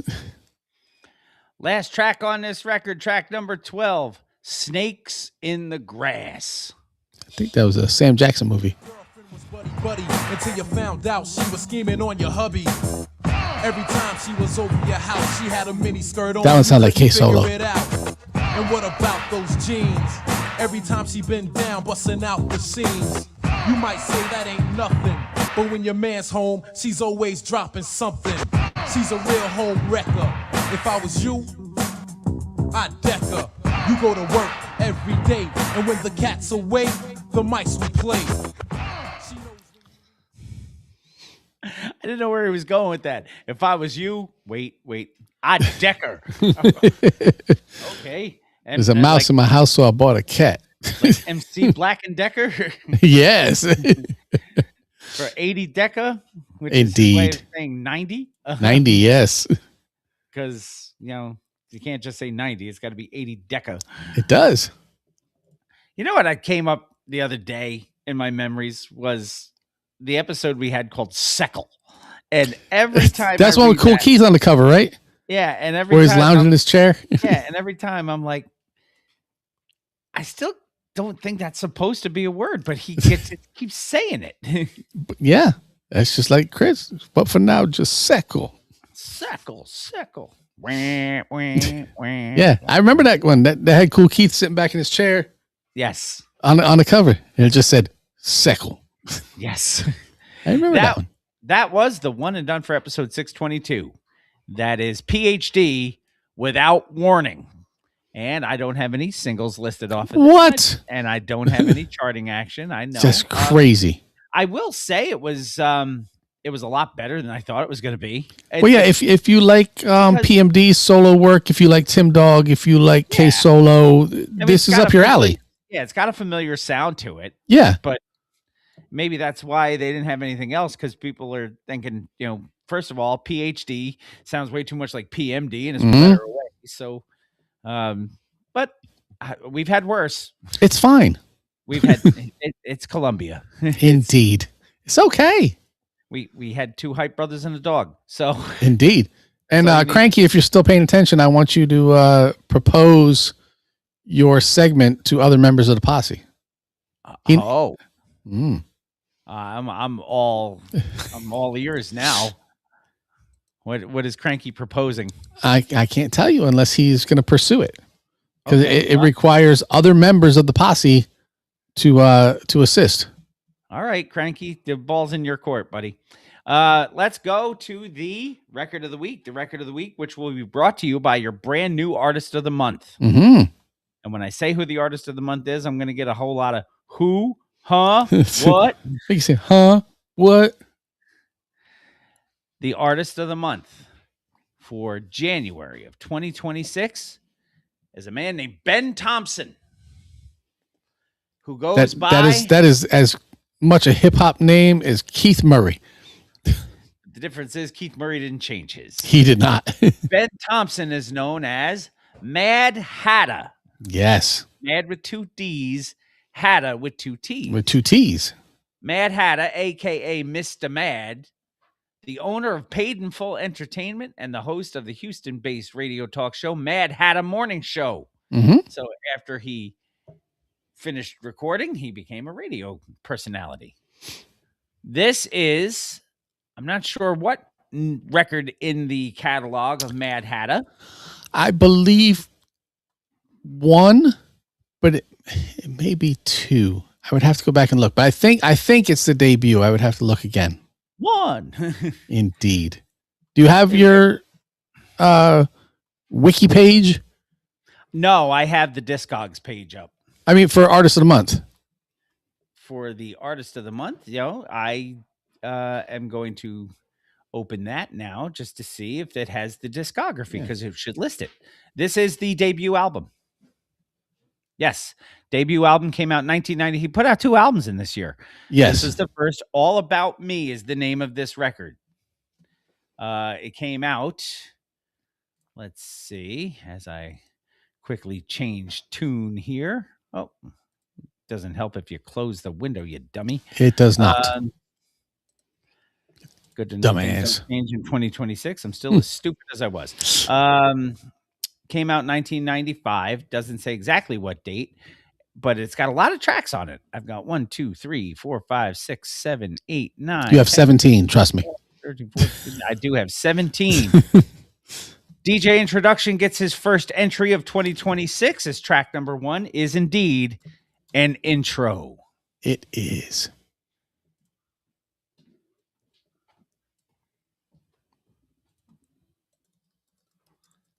Oh, let's try that again. Don't talk too much, man. Let me just listen to it for a second, man. It's grooving, man. It's jamming. Yeah, Bob, Oscar Wilson, all that there, man. It's jamming, though. Right, we got something else coming out? We got that new one coming out, man. What? All right. That's cool. Hold on. What time is it? Wait, hold that down. Track number 2, Flow to the Right Beat.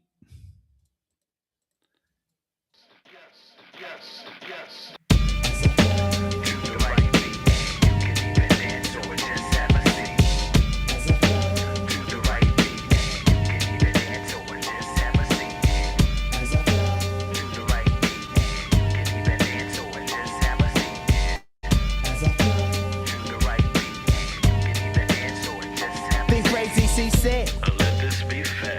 How can flow to the track if it's hyped and all of that, and that's exact cause I want a CD full of drama, something for the bobblehead fellas and the little mamas. Yeah, I'm mad in the family. Yes, Lion, please see yourself out.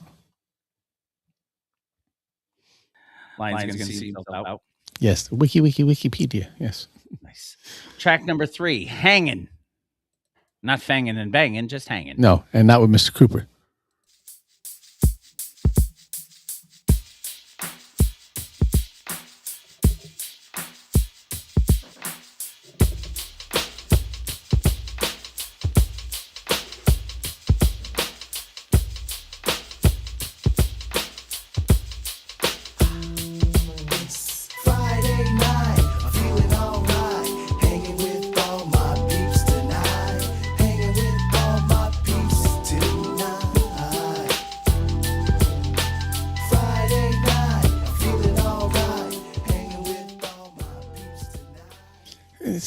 That has a very Ahmad feel to it. Well, I was just I can see that. Track number 4, Trunk O Funk.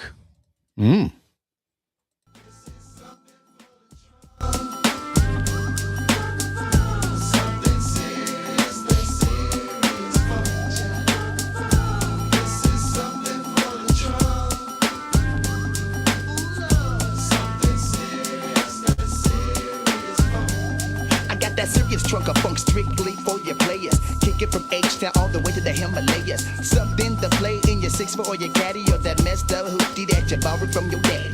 Turn up the bass cause that's the only way to sway. Your people blowing up but you ignore it anyway, cause the 6-4 bumping switches from side to side.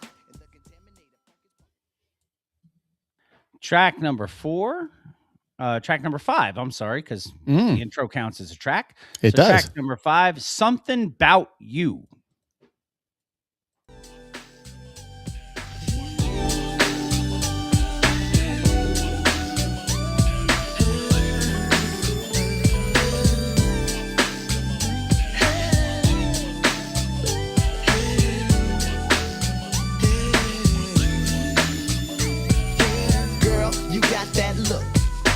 If I was a chef, I'd cook, then you'd be hooked. Open and shut case like a book. I know it sounds like a lie, but damn girl, you so fine. See, I never ever felt this way, and I don't want the feeling I got to go away. See, I'll take the chance of you leaving me. Better to have love than love nobody. Better to have love than to love nobody. Track number 6 asks, can I get a little love?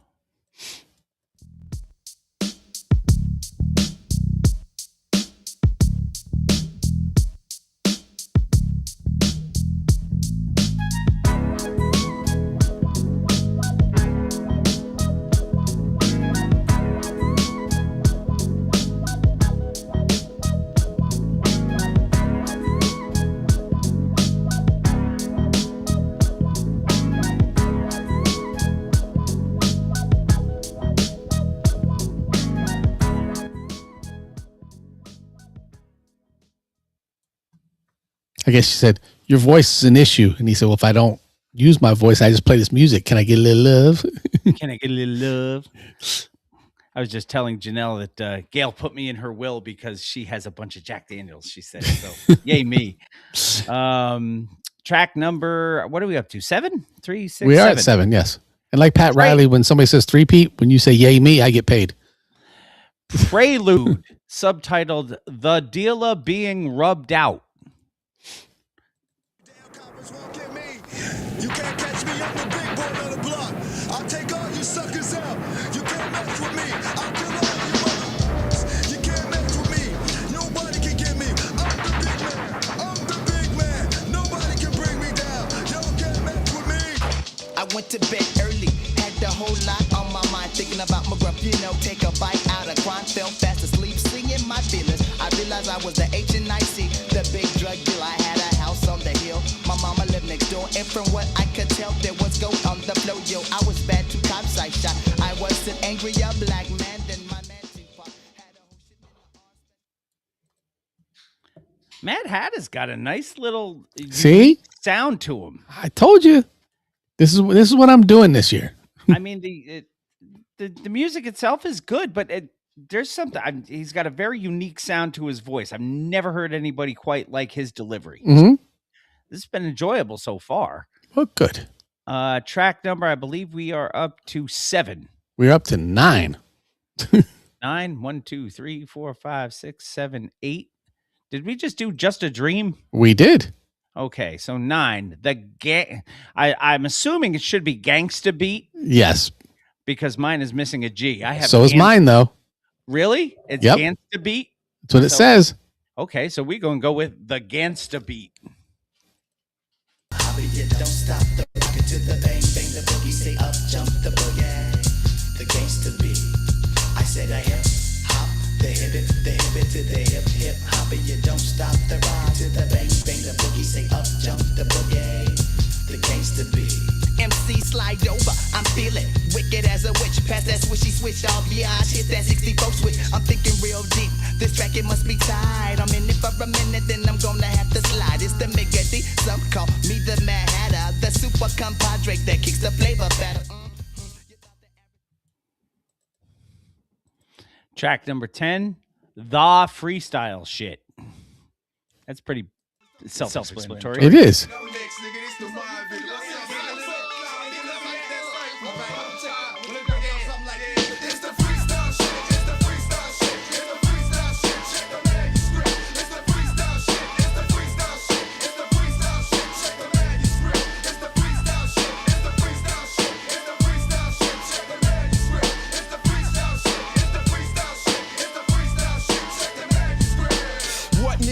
About to blow the spot up like boom after the mind doctors in the cut.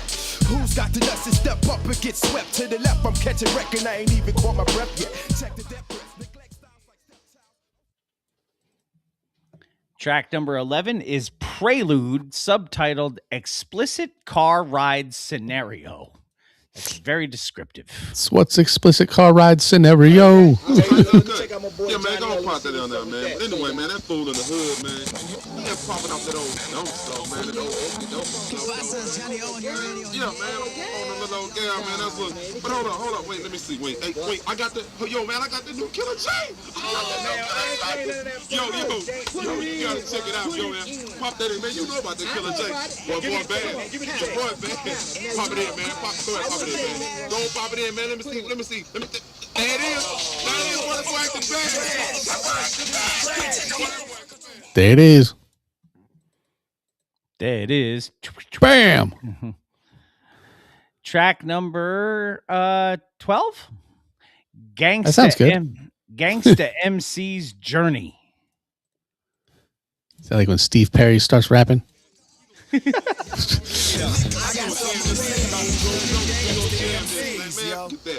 Man, check this out.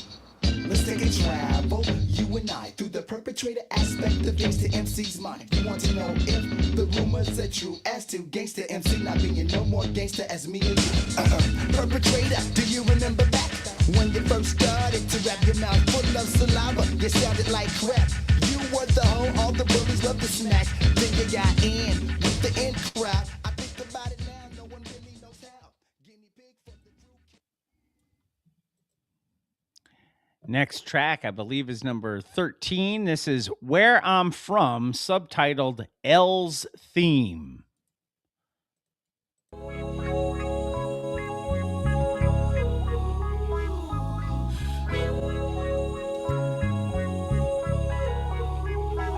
See where I'm from, they call it figure now. Brothers there, my tell was nigga, bring it out.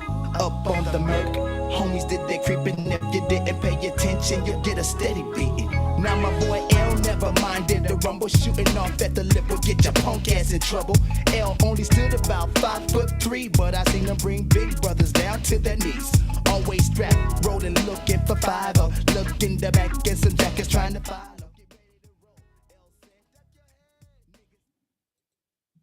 Yeah, this one's going into the library. This is See? a good record so far.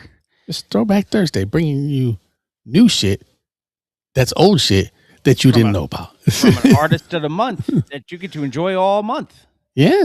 Track number 14, there's parentheses with 3 dots in it and then just says, was a groupie. I believe if it's 3 dots, it's called an ellipse. If you say so. Yes. I see you getting tightened up with that Mad Hatter case in your ride. Alright. Well, see, my homie got another little story to tell. Story about groupies, tag-ons, wannabes, call them whatever you want. But he has changed names, places, and whatever else, not necessarily to protect the guilty. Check it. There was this girl named Donna from the southwest side. Nothing but a nympho with a dick on her mind. She listened to the radio to hear her favorite jock. Waiting for the minute to ride on his jock. Looking for nothing but a one-night stand. She wanted to be with me and for me to be a man. I guess she wanted to have a piece of this little star. Riding my biz up, but she tried too hard. A couple of months later, she been kicked to the curb. I chilled with no groupie, never. I chills with no groupie, never. Word. Word. Track number 15, Mad Hatter, please pick up your phone. Mad Hatter, please, as a subtitle. Your EPHAT, we fat, specializing in fat music, fat prizes, and anything that's fat. Call the fat lines right now to hear your favorite fat one. 777 PHAT, cause we fat. And lady with those fat issues, please call now. Yo, what's up, Mad Hatter? Nothing but what's up with you? I was wondering, could you put another funky fat tune? You called the right place at the right time. And could you kick that Mickey stuff in a row? Oh yes indeed, I'm that DJ who aims to please. If I can't find that jam, then that song I will sing like Thanks, baby, but nice try. My. Look, Johnny Gill in there? Yeah, you know what? It's the more I listen to this, the more I'm really digging this. I can't wait to go through some more Mad Hatter catalog. Some more of his catalog, yeah. Track number 16, Can I Kick It To Ya? Yes, you can. Oh, sorry. What's your name? Who you talking to? Yo, you looking mighty good today. I sure like to kick it to you, girl. Oh, no, you're not talking Yo, to let me. me holler at you for a quick minute, baby. Let me holler at you for a quick minute. Check this out. Yo, check it out. I hope you don't take what I say as funny, but I sure would like to kick it to you less money. I know you say you got you somebody right now. I do. But baby, you can have me right now. Check it out. See, I'm that smooth macadamian, rich as an Arabian. Kick that funky like that singer named Fabian. I pay your rent, fix your dinner too. Just like baby face. That would be Hatter, please pick up your phone. I'm on a request line.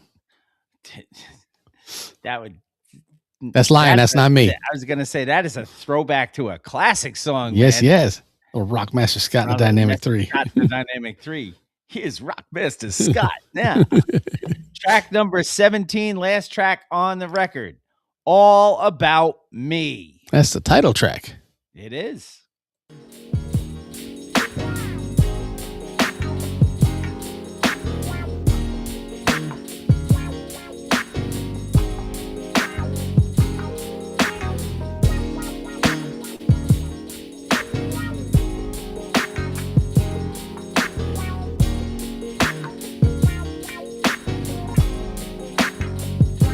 I woke up this morning thinking about hitting the studio with some trick ass so in my arm that I don't even know. She thinks she's gonna squeeze me for my ends. Maybe get the keys to my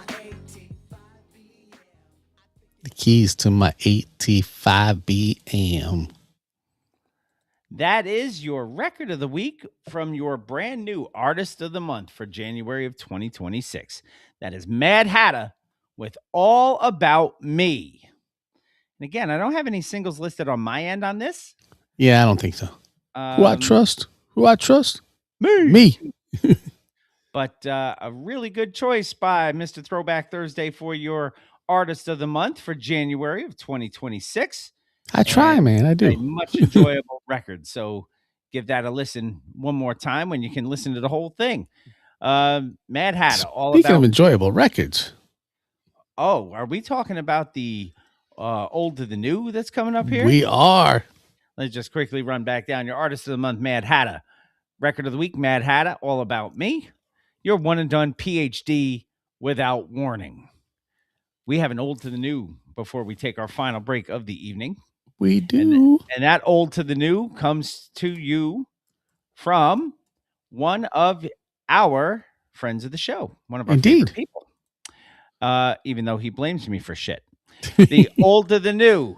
He said we can't all be audio engineers like Bill. That's what he said. Is Billy Dan's featuring Be Real from Cypress Hill. This track is called Let It Be. And we are very happy to give it to you on Mr. Throwback Thursday, episode 622. So here it is. Old to the new, Billy Dan's and Be Real, Let It Be.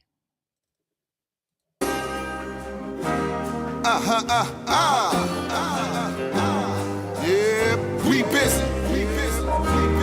It's your favorite. The homie, big homie, I motivate him. Get them situated, upgrade them like data. I validate them, vindicate them. I make them major. I syndicate them and blend them in with the biggest players. In this city, I'm the mayor. I'm comfortable in Timberlands and Gators, Nikes and Chuck Taylors, designed for the A-list. You hear the difference when you listen to my playlist. Let me say this, I'm gracefully aged.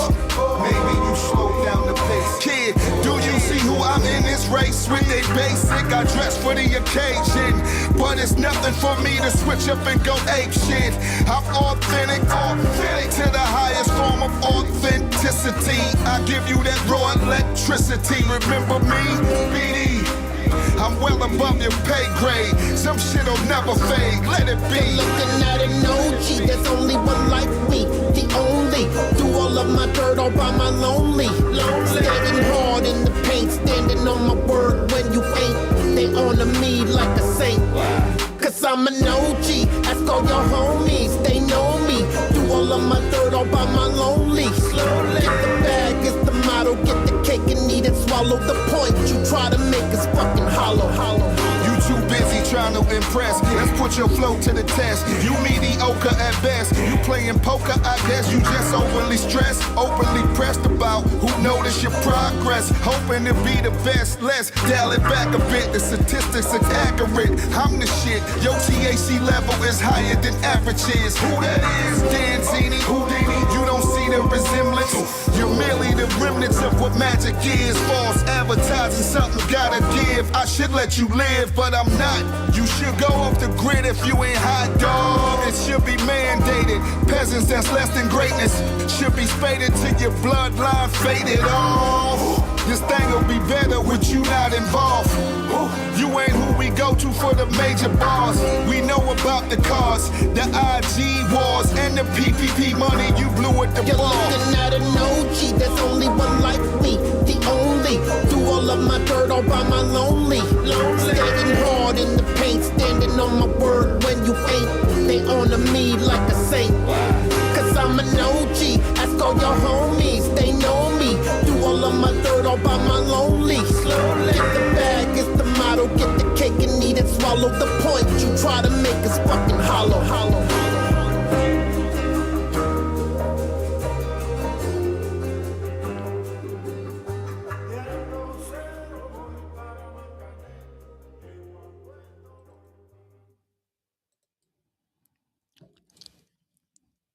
I got my ears open for an album on this one. Yeah, because that's a collaboration that, two great tastes that taste great together right there. Yeah, and it's also one of those ones you didn't know you needed until you heard it happen. And you're like, where's this been all my... Yeah. Billy Dan's featuring Be Real with Let It Be. You're Older Than New for episode 622. Great track. And we thank Billy Dan's and Be Real for allowing us to play that. Artist of the Month, Mad Hatter, with the record of the week, All About Me. Your one and done PhD. Without warning, it is time for our final break of the evening. We will come back. We will do Bill Reed's lyrics. We are going to check out the last week of fantasy football. Championship week. So we will run down fantasy foosball for this year. And then we will give you next week who won what trophy, or as far as or who got stuck with what trophy. I was gonna say we know one trophy already. Yes. We have to find out who will be your chief rocker. Indeed. Which is up for grabs right now. Yeah, which I didn't think it would be. We are gonna come back and I'm gonna read some lyrics. And we're gonna go from there on Mr. Throwback Thursday, episode 622. Come on back now. All right, I'll be right back. Talk to the peoples. Oh, I was going to do the same thing. Well, if I don't go now, I'm going to go right here. Yeah, me too. So give me two. Everybody talk amongst yourselves. Yes.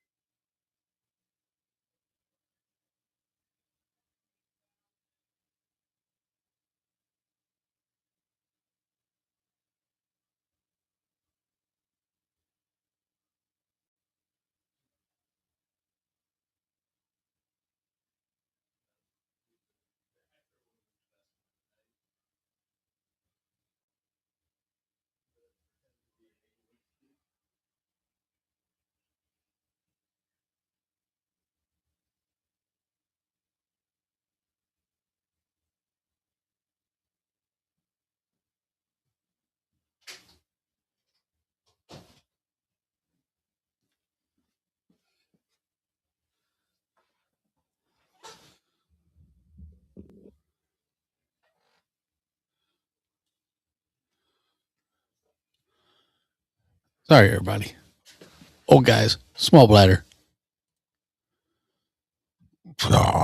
And thank you for being here, John. It's probably the most entertaining part of the show. While you was gone, all right, let me find you guys a good drop.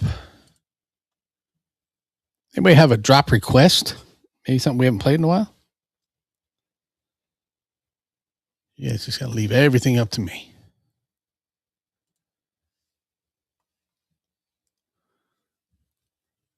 Yeah, where's that funnel go, though, Gail? It's something I got to drain later. I am very dedicated to the show, but I am not piss my pants dedicated. I can just edit that stuff out. Except for you patrons, who you get to hear about this.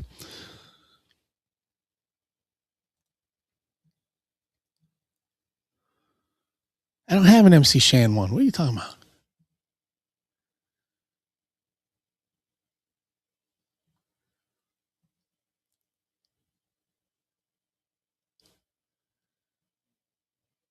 You know what I should do? I don't know if I've done this one in a while.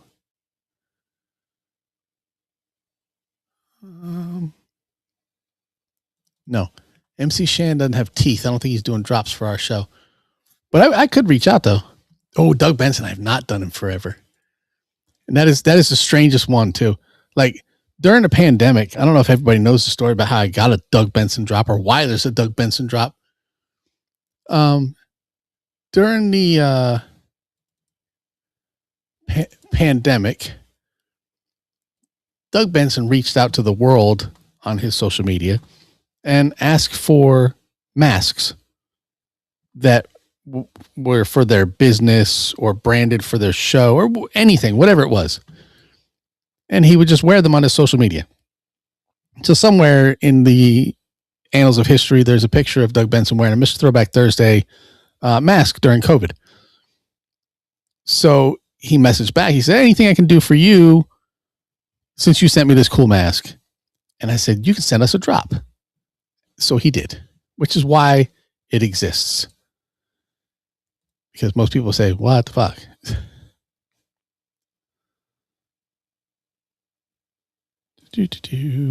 Which drop? I can't tell you. You're going to have to wait to hear it. I was just telling a story about how I got one, though. Oh, okay. Well, we're both back now. So. Yes. Shit was fucked up while y'all was gone, but we're back now. We'll be back now. All right.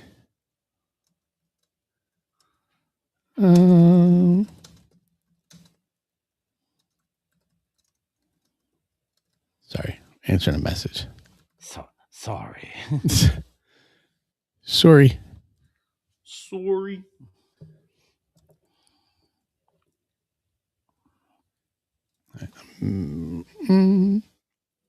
I'm in a process of getting rid of some mugs that are clogging up my house. Okie doke. So anybody who happens to be listening who enjoys coffee mugs, I have mugs and they need to go because I need to make room because there are more Throwback Thursday mugs that I can't put on my shelf because I have other mugs on my shelf or in cabinets. And I've also begun to save some of my fancier rum bottles, which also need to be displayed. Just the fancy ones, not the ones I can get regularly. Like that $500 Foursquare one I was talking about. Yes. Yes, Gail. Thank you. I saw your order as we were going live. I got a notification on my phone. I will try to box that up tomorrow. Yeah, no, I got so many here. Not like Gail. Gail probably has 5 times as many as I do. But the amount that I have at this stage, other things need to be displayed, and I do not want to take mugs and just put them in a cabinet and hide them where I don't see them. I would rather someone else have them so they can display them. Not that I don't enjoy them anymore, but priorities shift and other things become important. So, and move in now, move out, hands up, now hands down. Tell me what you're going to do now. Keep rolling. So, Gail, you were probably an audience of 1 for this part, but if there's anything outside of a golden ticket, anything on the more obscure list that you're looking for, let me know. Because I don't know which ones of those I'm going to get rid of, but I'm only going to get rid of those to certain people. Hey, Cool Kim was here, and I missed him. On the gram. Well, hopefully he's feeling well enough to jump back on, and hopefully he's gotten all of our well wishes. Yeah. He probably came on while we were in the bathroom. Yeah, probably. John, you know who else is still here? Rotating Waistbands X9 UGG. Look up above you. You'll see. Knicks are still down by 3 to the Pelicans. Yes. That's because they're the Pelicans and not the Pelicans. And the Rangers lost in OT to the Carolina Hurricanes. And John breaking out the band hammer. Pretty pie, motherfucker. Let's see. I'm going to make a last second bet before we get back on the air. Okie doke. A live bet, if you will. I'm going to go to the Rams-Falcons game. I'm going to go to touchdown scorer, and I'm going to go to one of Bill's favorite people. And I'm going to go David Sills V to score a touchdown at plus 3,300 odds. Dude, if he scores, I had to do it. Just I don't know why. I just felt the pull of David Sills V. Fuck around and watch it happen. It will not happen. I don't know what we're talking about. But anyway, all right. I'm going to get this David Sills. this show back on the road, if you will. If you will. Let me pull this down here and I hit that button there. I come up here. I gotta get the Burl ready. I gotta get the disclaimer ready. Okay, player. I'm gonna bring this in with a Shri. Who's your mammy?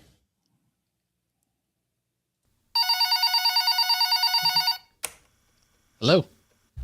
Hey everybody, this is Doug Benson and you're listening to Jamie and Bill on Mr. Throwback Thursday. Where am I? A bathroom. Mr. Throwback Thursday. That good shit for while you're taking a shit.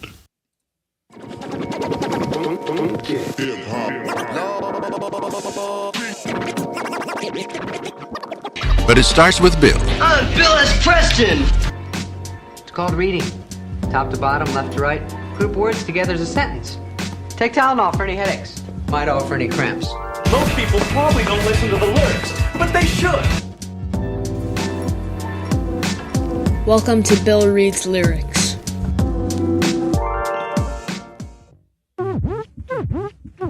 Hello. This is Bill Reads Lyrics. It is an educational discussion of artistic expression and creativity of modern lyricists. Bill may recite explicit or offensive language. Professional supervision is suggested for sensitive listeners.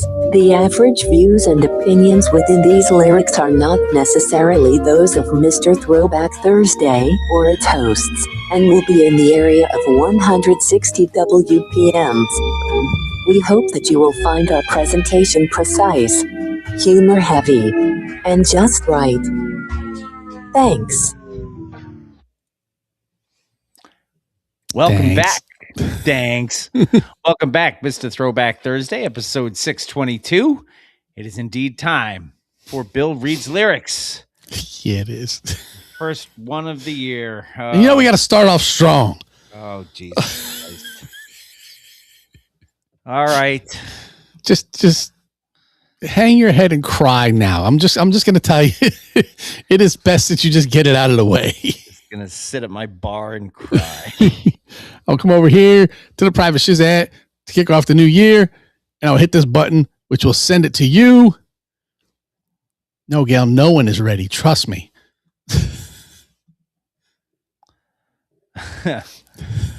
I'm not surprised as to who it is. Well, you shouldn't be because we got to start off strong. All right. Where am I going? We're going to take it from the top. Okay. Tippy. And go until he stops talking. One. Yep. Okay. To the chorus? Yep.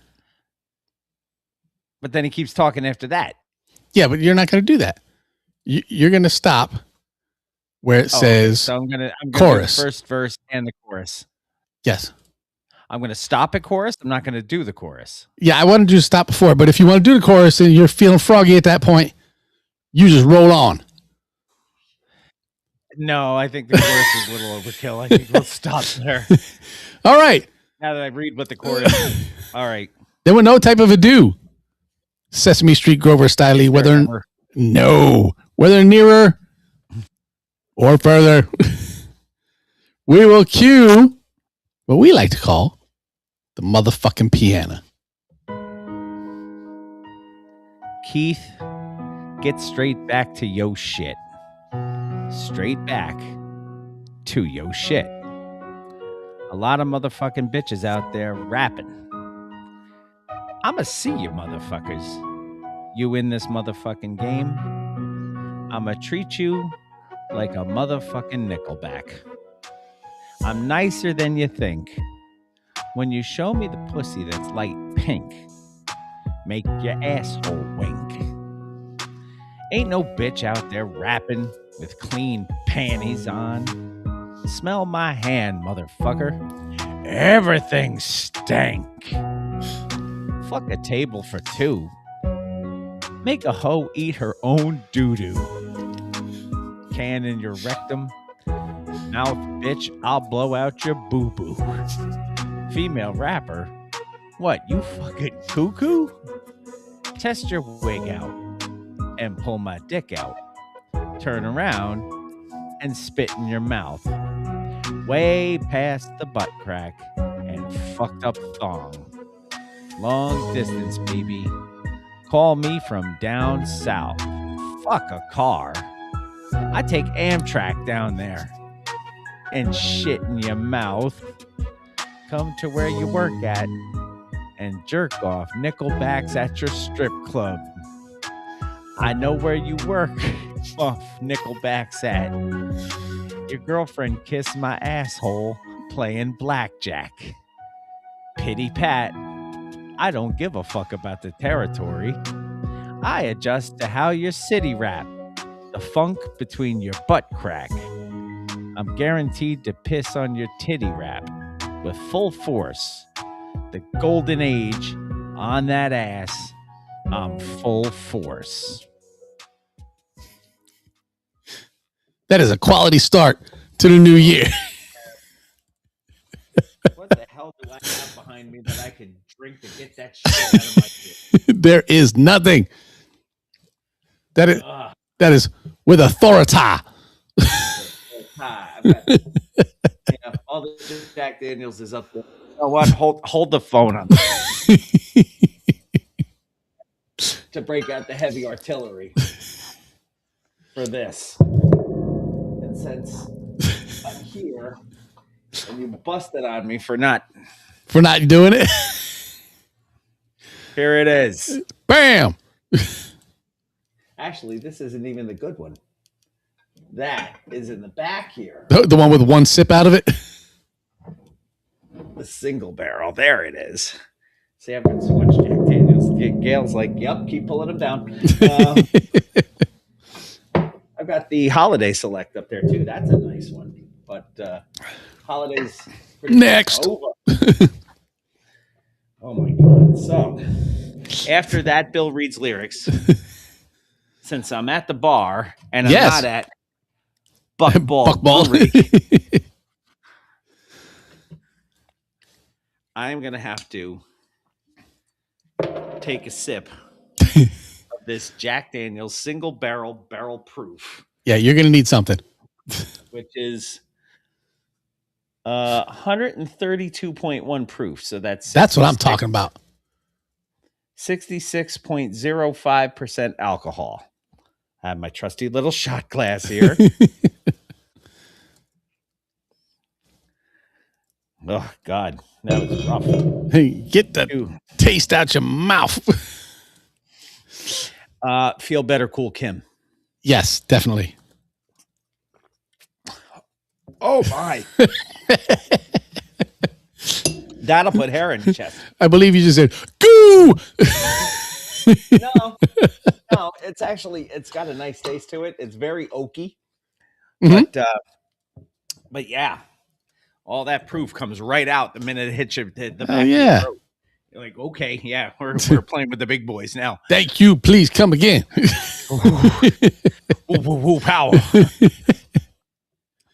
All right. Shall we bring up the foosball so we can see where everybody sits? I don't know. Do we even have it? You know where it is? I'm over here looking in the board for it. It's not in the board. It is not. It's right here. Foosball. Bunch of overgrown monsters manhandling each other. Oh, hold on. Do I have the volume control for this? Yes. Okay. Hello?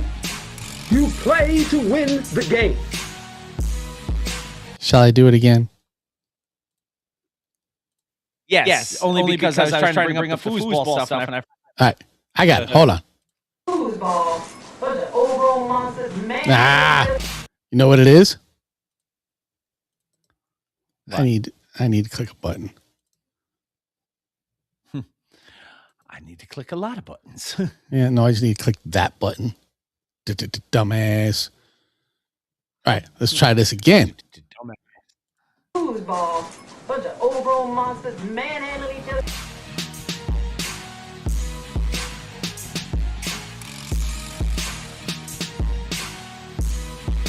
Hello?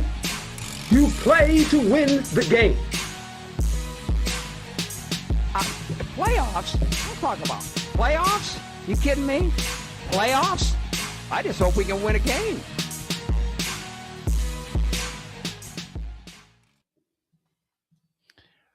Well, we are in the playoffs. Playoffs? We are in the championship week, actually. We are. And I didn't now we come to the payoff. And now we come to the payoff for the playoffs. Yes. Yes. Let's take a quick look and see. I'm going to go to the league standings here and see how we finished up. Yes. The winner, as such, of the Felicia Award for the worst record in the regular season, the Ahmad Sauce Committee Part 3 with a record of 2-12. Congratulations, Ian. You are the Felicia Award winner. The end of the year regular season standings. Your first place team. What up, Hugo? Ola Olave, rolling, 12-2 coming in. Second place. Also second place in the Dwight Myers division. Ogumbu Walayan El Segundo. Yay. Number 3. The first place in the Keith Elam Memorial Division was Luda Chris Jones. Number 4 at 7-7. Those were the only double-digit teams, by the way. That's crazy. 12-2, 10-4, 10-4. Now everybody is 7-7 or less. Number 4 in the league, the Goff Face Killer at 7-7. Second place in the Keith Elam Memorial Division. Number 5 in the league, Dak Daddy and Daddy Dak. Shout out to Hugo on the gram. That's the top record in the Jason Mazzell Memorial Division. Crazy. It's like the NFC South. Crazy. Number 6 in the league, Gang Green Hoodie with the Woody at 7-7. Third in the Dwight Myers Memorial Division. 7th place was, I'm sorry, Miss Jackson. Darn. 6-8. Third place in the Keith Elam Memorial Division, 7th overall. Number 8 overall, De La Skull, same record, 6-8. 4th in the Keith Elam Memorial Division. Probably by a hair's breadth. I think I had more points in the regular season, so that's why I got the tiebreaker. Number 9, Tush Push It Real Good. Second in the Jason Mazzell Memorial Division at 6-8. Doo-doo. Number 10, Daniel's in command. Where's the apostrophe? And why is the apostrophe? Daniel is in command. Well, yes. Daniel Jones, I think he's out for the season. I don't know. Daniel, Ms. Jones. No, he is out for the season. He had ACL surgery, I think. Daniel's in command, 6-8. Third in the Jason Mazzell Memorial Division, 10th overall. 11th overall, they call me defense. So Alfredo's first year in the league, and he does not finish last. So good. Yeah, that's quality. 5-9. That's not a terrible record for your first time. No, it's not. So good on you, Alf. Welcome to the league. And as we said, number 12, last in the league, Ahmad Sauce Committee Part 3, which means next year it'll probably be Ahmad Sauce Committee Part 4. Part 4. Just because. So that's the way the regular season ended. Your playoffs broken up into 2 brackets. Yes. The consolation bracket was the quarterfinal. I'm sorry, Miss Jackson Dart had a bye. That's me. And De La Skull had a bye. That's John. Yeah, and screw you, John, because John contacted me during his bye and complained to me that I didn't let the losers play in a consolation bracket. And I told him, this is not your first year in the league, dude. We do this every year. You happen to have a bye this week. You have a bye this week. And he's like, my bad. Dumbass. Ian, Ahmad Sauce Committee Part 3 actually got a win in the quarterfinal over which he should not have. Real But good. And they call me defense. Alf beat Felicia in the quarterfinal. Yeah. round. So that set up the semifinal matchup of I'm sorry, Ms. Jackson Dart versus Ahmad Sauce Committee Part 3. I think I had my biggest week of the year that week. Yeah. 150 points. And now I'm getting squashed by basically 100 points this week, but it's neither here nor there. The other semifinal, De La Skull, John beat Alf. So that put the 7th place game to me versus John. The 11th place game, Tush push it real good over Daniels in command. So if we went with the playoff standings, who finished last in the playoffs, would it be Felicia winning the Felicia? But yeah, I read the trophy. It's regular season. It is. So the 9th place game is currently very close. Ahmad Sauce Committee Part 3 with a slim lead over Alf. They call me defense. And the 7th place game is I'm sorry, Ms. Jackson Dart. That's me getting my ass whipped by John De La Skull. Right now it's 142-55. Thanks for playing. You should have shown up a little bit better. Let's go to the championship bracket because that's where the money is made. Yes. First round buys went to Ola Olave Rollin' and Agumbu Walian El Segundo. Dario Gumbawali, who got a touchdown this year, by the way. Yes. He was like the 4th running back on the team. He got a touchdown. The Goff face killer faced Dak Daddy and Daddy Dak in the quarterfinals. Sanket and Hugo? Yes. And Hugo took down Sanket. The other quarterfinal match was Gangrene Hoodie with the Woody with a big upset over Dr. Tim, Luda, Chris Jones. Beat him by 2.5 points. Roughly. Wow. Sneaking in there. So that set up the semifinals of Olave. Rolling. Who handled Gangrene Hoodie with the Woody. That's who is that? That's Hugo and no, who's Olave rolling now? That's Manny. That's Manny. Okay. Yeah. Manny, who's been on top the whole year. Yeah, from jump. Yeah. He handled that week very easily as well.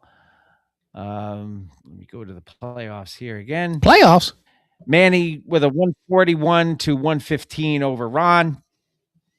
The other semifinal, Hugo lost a relatively close one to you. Yeah, that was I was worried. And that set up the 5th place game as Luda, Chris Jones over the Goff face killer. The finals are set.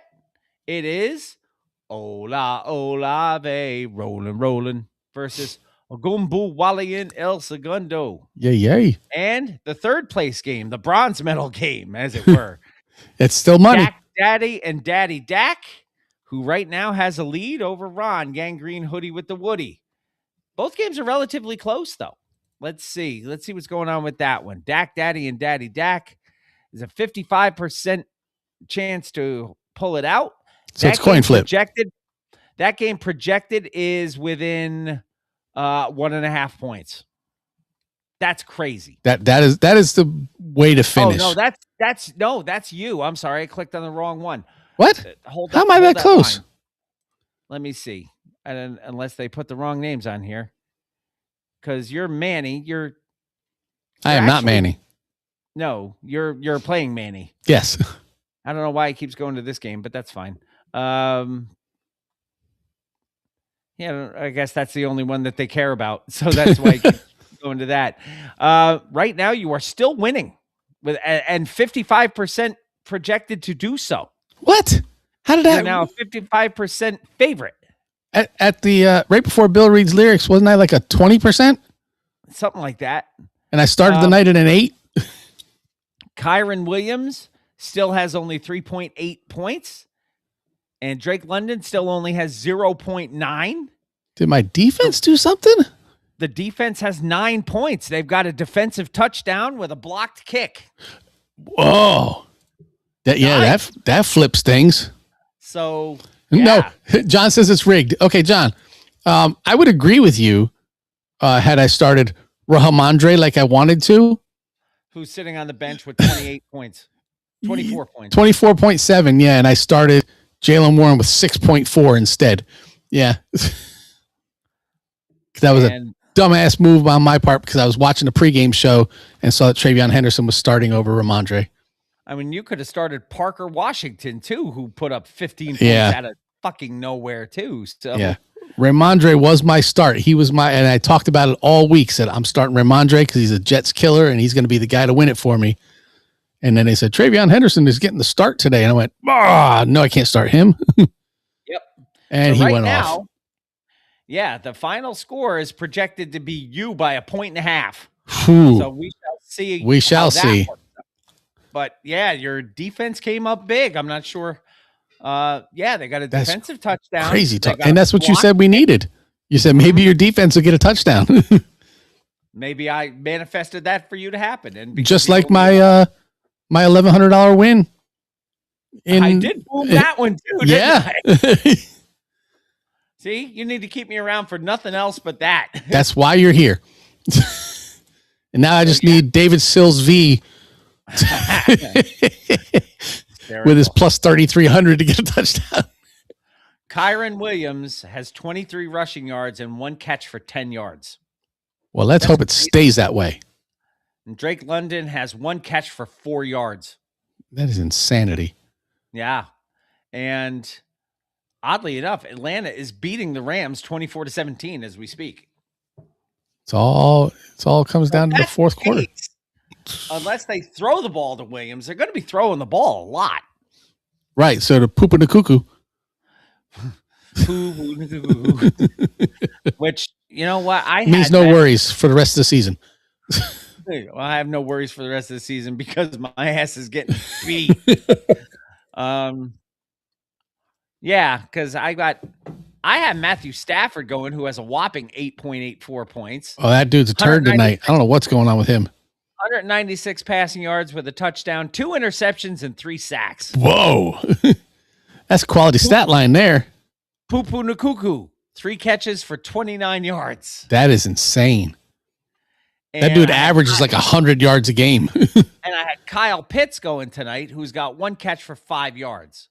Damn. Meanwhile, John's got Bijan Robinson, who's got 167 yards rushing, a touchdown, 5 catches, 34 receiving yards, and a receiving touchdown. So he's got 2 T's. 2 U's and 1 Ola. Knicks are up by 1, by the way. He's got 34 points from Bijan Robinson, and he got 42 points from Brock Purdy yesterday. Damn. So, that is a quality victory there. That is, that is a stomp in the puddle right there. He was projected to get 109 points. He got 145. So we shall see what happens with the rest of this game. Yeah, We're this going to is have serious a little bit of crazy talk going on here. Yeah. We can't report as to who's going to be the winner because it's way too goddamn close. Yeah, which is crazy. Good luck to you, sir. Let's hope that you Thanks. hold off because I didn't give you a snowball's chance in hell. Me either. I didn't. I did not. Like, as soon as I saw Drake May just step all over the Jets' neck and put up 41, I knew it was over. Mm-hmm. And then McCaffrey put up 26. And here's the thing, man. That's why they don't play the games on paper. They play them in television sets. Damn straight. So congratulations, everybody. Let's figure out what's going on with the football. Next week, we will award the Chief Rocket Trophy. Indeed. Hopefully, I'll be rewarding it to you. I would like that, but, It's just crazy that it's coming down to this. So, welcome to 2026, everybody. Once again, big shout out to my son Wyatt and his fiance Michaela, and my new granddaughter Olivia Ann, who made her appearance on the day after Christmas. And to Pappy Van Winters. And Pappy Van Winters. You know what? There is a bottle of Pappy up here. I know. They're sitting at the bar. I don't just work the week before the show. I work live, man. I am always on. Yeah, but I had to show it. So there you go. There you go. Oh, she is adorable. I have been told not to share any pictures on social media or anything, which is why there hasn't been anything on social media.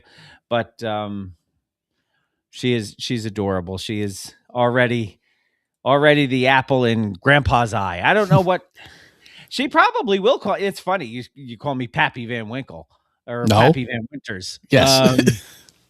Because we were talking the other day, and I said it's probably going to be Grammy and Pappy. Who knows?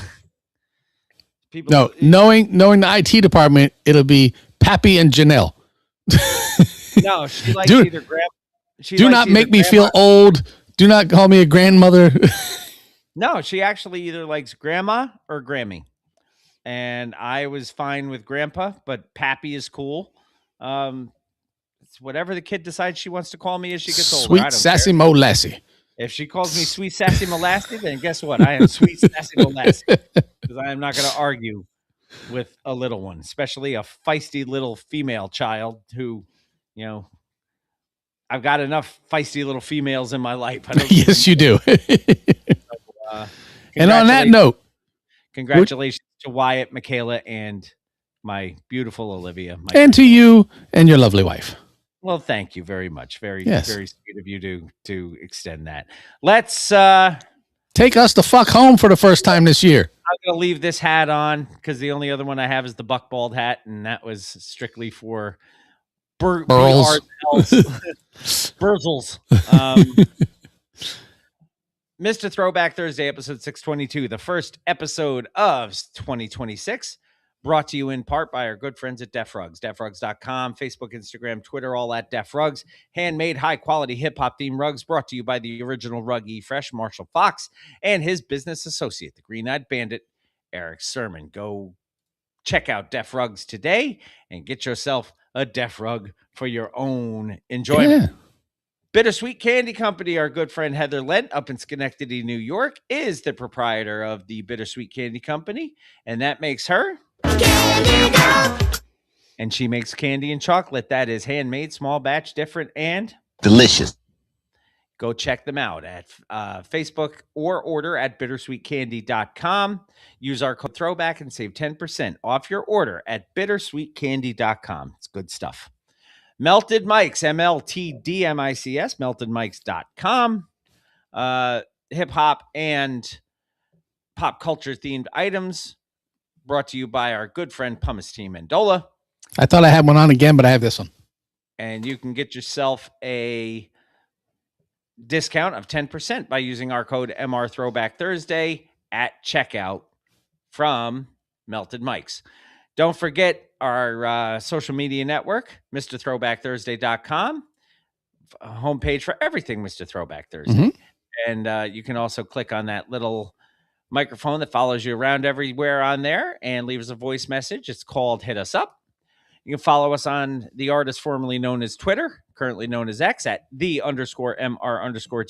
and Bill_MR_TBT, which is also my Instagram and Threads handle. Jamie on Instagram and Threads at MR Throwback Thursday. MR Throwback Thursday is also our TikTok handle where Jamie posts shorts every week. Even though he doesn't like it. I don't. I do it for you. He posts the short, and I repost them every week. I get comments on some of them. Well, that's good. Other people should do the same thing. We are also on YouTube, youtube.com/MRTBT. That is the place to go to get all of your Mr. Throwback Thursday video content. And you can smash that subscribe button. And once you do that, then you click the little bell and it goes ding whenever we go live. Yeah. You'll know exactly when we are. And so, things like tonight where our streaming software screwed up and we had to re-stream, it'll let you know to shift streams because we're no longer live over there. We're live over here. Yep. And there you have it. So, Mr. Throwback Thursday, MRTBT at youtube.com/MRTBT. Go again, smash that subscribe button, hit that bell, and be in the know. You can like our Facebook page, Facebook Mr. Throwback Thursday and Home of the TBT Posse. Both of those pages are a lot of fun. You can also send us emails at mrthrowbackthursday@gmail.com if you are so inclined. It is shout-outs time, the first shout-outs for 2026. I'm going to start out shouting out the guy who is currently leading the championship of the TBT FFL. That's my partner, Mr. Throwback Thursday. That's me. And then we will shout out Gail Dunmeyer and Manny Baez and Sarah Henderson and John Henderson and Hugo Gonzalez and Sanket Patel and the Shriekum Warrior Jennifer Buchanan and Jason Heath, Jessica Walker, Shane Hatley, Ahoy Mateys Captain Ricky Schnarr, Mr. Cranky Pants Brian Hollenbeck, the legendary Kevin Van Buren, Robert Jeffroy, Kate Harvey, Catherine Liska, Jessica Walker, and Wanda Calamia and Gunter. They get announced every week because I got 5 on it. Or more. If you want to get your name mentioned every week, become a patron. Go to patreon.com/MRTBT. Sign up at the Loonies level or higher, and you indeed will be mentioned every week. Or you can start your own show, sit at your own bar, and do your thing and say your own name as many times as you want. Everybody who is a patron, tell all your friends about being a patron and all the cool shit you get, like Christmas cards and Christmas ornaments at Christmas time. There you go. Don't Crema time. Crema time. Don't forget our friends in the industry. As always, check out 1980s Now with Will, Cat, and John. Check out Anthony Imran and the Rug Boy over at Jock and Nerd Podcast. Our friend Talking Ty on What's the Word Podcast or Brooklyn Ty NYC. The hardest working turntablist in the world is DJ B, our good friend at itsfreshradio.com and the Fresh Radio app for your phones, where you get the world premiere of each episode of our show, 9 p.m. Eastern Standard Time on Wednesday nights before everybody gets it on Thursday. You can go to Wild One Radio at wildoneradio.com, 7 a.m. Eastern Standard Time, and it will tell you, no matter where you are in the world, what time you can find Mr. Throwback Thursday. Don't forget to subscribe, rate, review, all of that good stuff. Go find us and share the good word. Welcome to 2026. Take good care of yourselves. Wash your hands. Wash your butts. And until next time, keep it classic. And like Cool Keith said, I'm going to wipe my ass tonight with your white Coogee sweater. Shit inside the pockets of your leather. And always remember, new school stale, old school fresh.